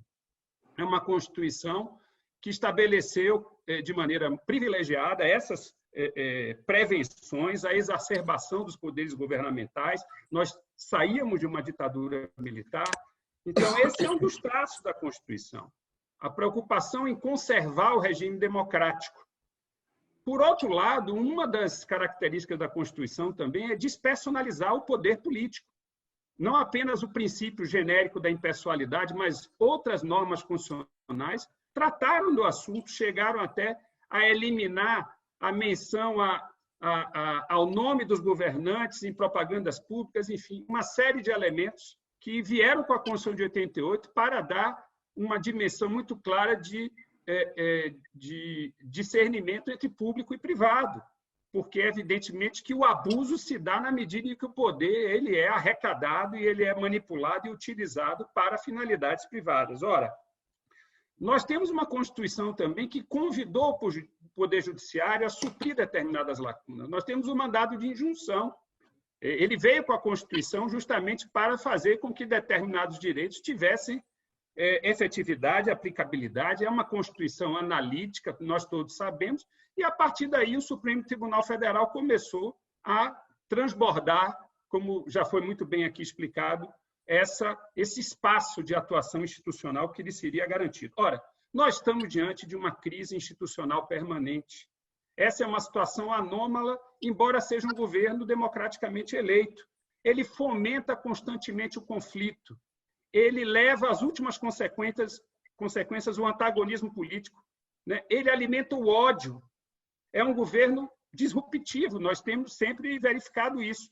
Então, há determinadas situações em que nós temos agora que tentar sintetizar, a partir da nossa rejeição ao ativismo, como essas matérias chegam ao Supremo. E eu vou falar aqui sobre 3 situações de todos conhecidas. A primeira é a DPF 672, mediante a qual, em decisão monocrática, o Supremo Tribunal Federal, mediante a relatoria do ministro Alexandre de Moraes, considerou que o Poder Executivo Central, a União, não poderia, de uma certa forma, frustrar aquilo que estados e municípios fizessem em benefício do distanciamento social, do isolamento social, de medidas que, de uma certa forma, contivessem os efeitos da pandemia. Há ali, claramente, uma atuação que vai além da atuação tradicional do Judiciário, mas, de uma certa forma, havia o princípio federativo, os seus equilíbrios a justificar a nossa visão, de uma certa forma, tolerante a isso. Mais adiante, nós tivemos... Quantos minutos? 1 minuto? Mais um. Então, a situação que será aqui comentada de certo, a situação da nomeação do Alexandre de Ramagem para a Diretoria-Geral da Polícia Federal. E aí nós tivemos um debate muito profícuo entre nós, de uma certa forma, ali alguns de nós enxergamos abuso de poder, ali nós enxergamos, de fato, um excesso, inclusive classificado na doutrina do direito administrativo, e entendemos justificado, alguns de nós, aquela medida, e, de uma certa forma, uma medida que não estaria no rol dos abusos vezeiros e useiros do ativismo judicial. Mas houve um terceiro elemento, e eu quero trazer isso para o debate, porque nós não chegamos sequer no grupo a debater isso, que foi a decisão do presidente Toffoli em relação às comemorações do 31 de março, que foram... que resultaram numa ordem do dia do ministro da Defesa. Havia decisões anteriores que tinham proibido essa manifestação, confirmadas por um dos tribunais regionais federais. O ministro Toffoli, invocando uma limitação do ativismo, de maneira explícita, cassou essa decisão. Cassou a decisão para dizer que isso seria uma prerrogativa do Poder Executivo, uma medida que se inscrevia ali numa rotina castrense e que não poderia haver intervenção judicial, justamente porque o Poder Judiciário tinha que se limitar, não poderia extravasar a sua esfera de competência. E isso me chamou muito a atenção, porque isso nos coloca a complexidade e a dificuldade da questão. Eu, por exemplo, considero que, no particular, a decisão do Supremo Tribunal Federal não foi correta. Deveria ter sido mantida aquela decisão, porque lastreada em determinados predicados constitucionais inegáveis, sobretudo aquele de repulsa ao autoritarismo, como eu falei antes. Então, trago aqui apenas esses elementos para, de uma certa forma, estimular o debate e ouvir as lições que virão dos meus colegas de mesa. Muito obrigado. Perfeito, Mauro. Obrigada. Acho que é um debate que se provou aqui que precisa de uma série de debates sobre isso, né? Acho que todos vocês trouxeram elementos que podem e necessitam ser aí melhor debatidos, aprimorados, né? Mas a gente chega ao fim aqui do nosso debate. Eu gostaria de abrir mais um bloco só de considerações finais, 2 minutos para cada um, para que a gente possa fechar, né, tendo essa reflexão aí do avanço do autoritarismo e do papel da justiça nesse momento de controle, né? Gostaria de fazer mais uma rodada nesse sentido para a gente fechar aqui o nosso debate, que foi super produtivo, mas infelizmente temos um tempo para acabar, né? Algumas pessoas estão falando aqui que tem churrasco, né? Enfim, não vai ter, ainda bem, mas eu gostaria só de destacar que churrasco da morte é a coisa mais comentada na internet hoje no Twitter no Brasil, né? Então temos aí também uma cobrança popular muito forte para que medidas sejam tomadas contra esse governo. 2 minutos com a palavra, Lênio. Não, eu fico agora para o final. Vocês querem... Como é que a gente faz aqui da roda de quem quer começar os 2 minutos? O cara que começa sempre fica... Todo mundo fala em cima e ele não tem condições de responder, então deixa eu ficar no final agora. Ele na fica forma da lei, Lênio. Exatamente. Já levei umas chineladas aí, então eu vou esperar para o final. Zé, tem que tirar o mute. Zé, você está... Como sempre, super coordenado, pouco confuso. Eu estou aqui, olha. Está no mute? Eu não coloquei no mute. Estava no mute, não, agora você pode falar. Tá bom. Então, eu quero falar para você, até porque eu tenho que começar a dar uma aula agora, então também vou sair. Mas, primeiro, agradecer a oportunidade do Prerro de fazer com que essas pessoas, que eu respeito imensamente, pudessem estar juntas, né? E acho que, no fundo, uma coisa que nós temos que meditar, que foi aquilo que foi colocado aqui, é que nós, como juristas, como operadores do direito, nós sempre temos que ir onde o povo está. Se nós estamos num palco de fazer ciência, é este povo que são os nossos interlocutores e é essa linguagem que nós nos adequamos. Mas eu acho que, muitas vezes, nós, quando nos comunicamos com a sociedade, nós vamos mal. Nós usamos juridiquês, é como se na nossa cabeça nós estivéssemos falando para nós mesmos. É isso que talvez nós tenhamos que nos aperfeiçoar. Tá? Não é simples, porque quando nós ligamos o juridiquês, nós tendemos a nos fechar no nosso próprio universo. Mas tem um momento que nós temos que utilizar o nosso conhecimento da ciência para chegarmos até onde o povo está. E esse é o nosso papel, que talvez valha a pena até marcar um debate específico a respeito. Um abraço a todos, um beijo e felicidades. Obrigada. Acho que agora a gente pode ir para o Pedro. Tudo bem? Invertendo aqui um pouco a ordem. Obrigada, Pedro. Com a palavra. Bem, eu agradeço muito o convite, acho que foi um evento ótimo, com alguns queridos amigos aí, irmãos de vida aí, né? E gente nova que eu estou conhecendo, fiquei muito admirado com a Gabriela, acho que foi tudo ótimo, grande participação do Mauro. Eu acho que a nossa luta não é fácil, o nosso papel nesse momento é muito difícil. O direito ele assumiu um papel de ator muito relevante desde o pós-guerra, que no Brasil chegou depois da Constituição de 88, paulatino, né? Ele acaba assumindo um papel central no ambiente político-social que nunca teve antes desse período, né? E o nosso papel agora é muito difícil, porque nós temos um governo insensato. Eu estou falando insensato aqui porque, sei lá, tenho medo de ser processado aqui, mas nós é muito mais do que insensato, né? Nós temos um governo muito difícil de lidar, né? Quer dizer, e para nós a tarefa é árdua. A gente vai ter que ir tateando mesmo, vendo como agir a cada passo, a cada momento. E eu acho que é isso. Eu agradeço muito a oportunidade de estar aqui e ter tido a oportunidade de debater com todos. Muito obrigado. Obrigada, Pedro. Com a palavra o Mauro. Render minha homenagem ao Marco Aurélio e à Gabriela, que representam Prerrogativas. Agradecer a você, Sheila. Acho que esse debate é apenas uma pequena demonstração da riqueza que tem sido a convivência no interior desse grupo Prerrogativa nos últimos anos.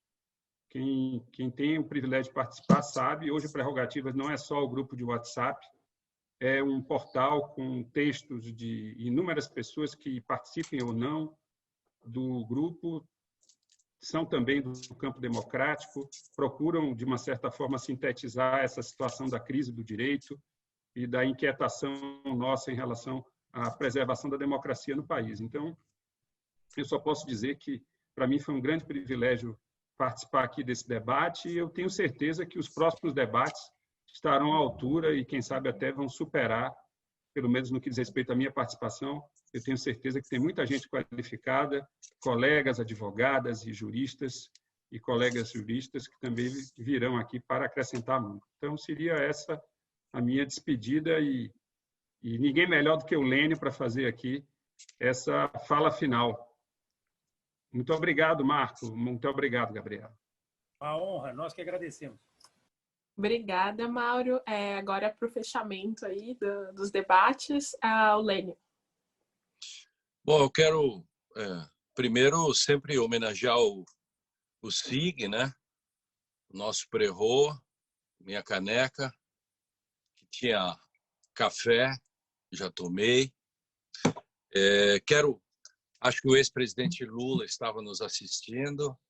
Foi também por isso que eu levantei no início esse problema, e o Pedro depois também, do problema dos julgamentos, e isso faz parte das entranhas hoje da ossatura do direito brasileiro.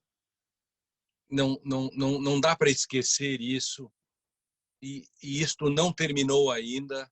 O Supremo ainda não julgou a suspeição e acho que não se pode deixar por menos aquele item 9 do julgamento do primeiro caso pelo TRF4, que não se pode exigir isenção. Eu lamento que a comunidade jurídica não tenha dado bola para isso. Eu tenho insistido, talvez porque eu não tenho essa capacidade de comunicação da Gabriela, talvez eu vou lutar por isso.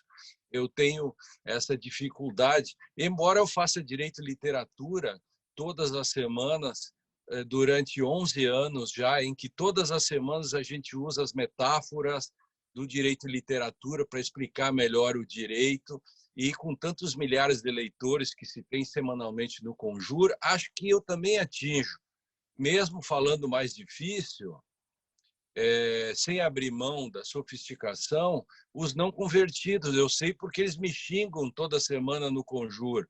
Então, 60% dos leitores que postam lá, eles me esculhambam toda semana. Significa que são não convertidos. O meu desafio é diminuir o grau de xingamentos para ver se aos poucos eu começo a fazer um processo de conversão. Então, eu quero cumprimentar o Marco pela iniciativa, o Prerro, todos os amigos, e, e exatamente mostrar que a nossa tentativa, a minha tentativa, e o Pedro me acompanha nisso, nós somos os constitucionalistas espalha a roda, que, como diz o Pedro, que às vezes, como contramajoritários, a gente não agrada. E isso leva, por um lado, a algum vício. Eu confesso e peço desculpas aqui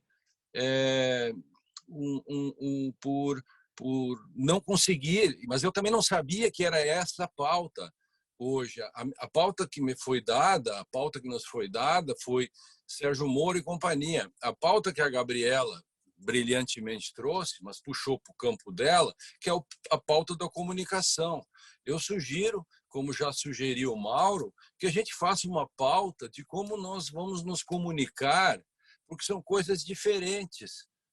Quando eu estou discutindo, por exemplo, um caso de ativismo no Supremo, ou, por exemplo, contestando Ives Gandra com o artigo 142, eu tenho que ter um modo de dizer isso, mas não posso deixar de dizer que a interpretação dele é inconstitucional. Inconstitucional. Constituição, mais Constituição é o contrário. Não sei como dizer isso de outro modo, é um defeito meu. Mas isso é uma pauta para o futuro. Eu cumprimento a Gabriela e os companheiros, inclusive o Mauro, que ajudou a sugerir isso, e o Mac fica a sugestão, Marco, de a gente fazer uma pauta desta questão da comunicação. Entendeu? Eu peço desculpas por não ter debatido isso, porque eu queria debater mais essa questão do Sérgio Moro e a pauta original. Nesse sentido, um beijo a todos e fico à disposição. E é sempre um grande prazer debater com todos vocês, e a condução da Sheila, né, que, embora tenha sido ativista no início, depois fez um processo de correção de rota, mas que no próximo tenho certeza que já no início ela já será não ativista, né? Já que o ponto também era esse. Obrigada, Lênio. Sou ativista de natureza, não tem como, mas pelo menos não sou juíza. Gostaria muito de agradecê-los pelo debate, aprendi muito, foi muito rico. Acho que a gente sai aqui com várias ideias de outros debates para fazer nessa webconferência do Prerrogativas. Foi um prazer moderar, né? Tentar moderar essa mesa aqui com vocês. Aprendi muito, um debate super instigante. Acho que é muito importante a gente ter em mente que essa é uma discussão que vai muito além, né? E a gente tem que tentar formas de sair um pouco das estruturas do gabinete e tentar ir buscar um pouco também a rua e ver aqueles que estão mais impactados por essa crise, né? Não tem como a gente deixar de ver o que está acontecendo com o Covid e onde vai estar a maior letalidade dele enquanto o Bolsonaro fica gerando crise política atrás de crise política, né? E o Moro aí também sustentando essas rupturas democráticas. Agradeço muito o convite do Marco Aurélio e da Gabriela Araújo e passo para eles o encerramento da atividade. Obrigada, Sheila. Você foi, como disse o Lênio, foi esplêndida. Queria agradecer também aos demais palestrantes. Na verdade, eu queria também aproveitar agora esse final para explicar como é que começou a ideia desse debate. É que não são todos que estão no grupo Prerrogativas, a gente tem um grupo. E o Lênio, o Jack e o Pedro protagonizaram no feriado lá do 1º de maio. As pessoas ficavam assim, ninguém saía do grupo para ouvir os áudios, os debates entre eles sobre a questão lá do ato de nomeação do presidente da República, se poderia ser ou não controlado pelo STF. Então, esse debate foi riquíssimo. Nós que estávamos no grupo aprendemos demais. O Mauro também teve uma contribuição imensa, ficou ali quase um fla-flu do direito, né, Lênio? Mas todos defendendo a democracia, mas de alguma forma tentando interpretar um mais pelo lado do direito administrativo, os outros mais pelo lado do direito constitucional. E eu e a professora Veida Zancaner ficamos falando no paralelo, no particular, como seria esplêndido a gente promover esse debate. Tanto que ela foi a primeira pessoa a ser convidada para participar desse painel.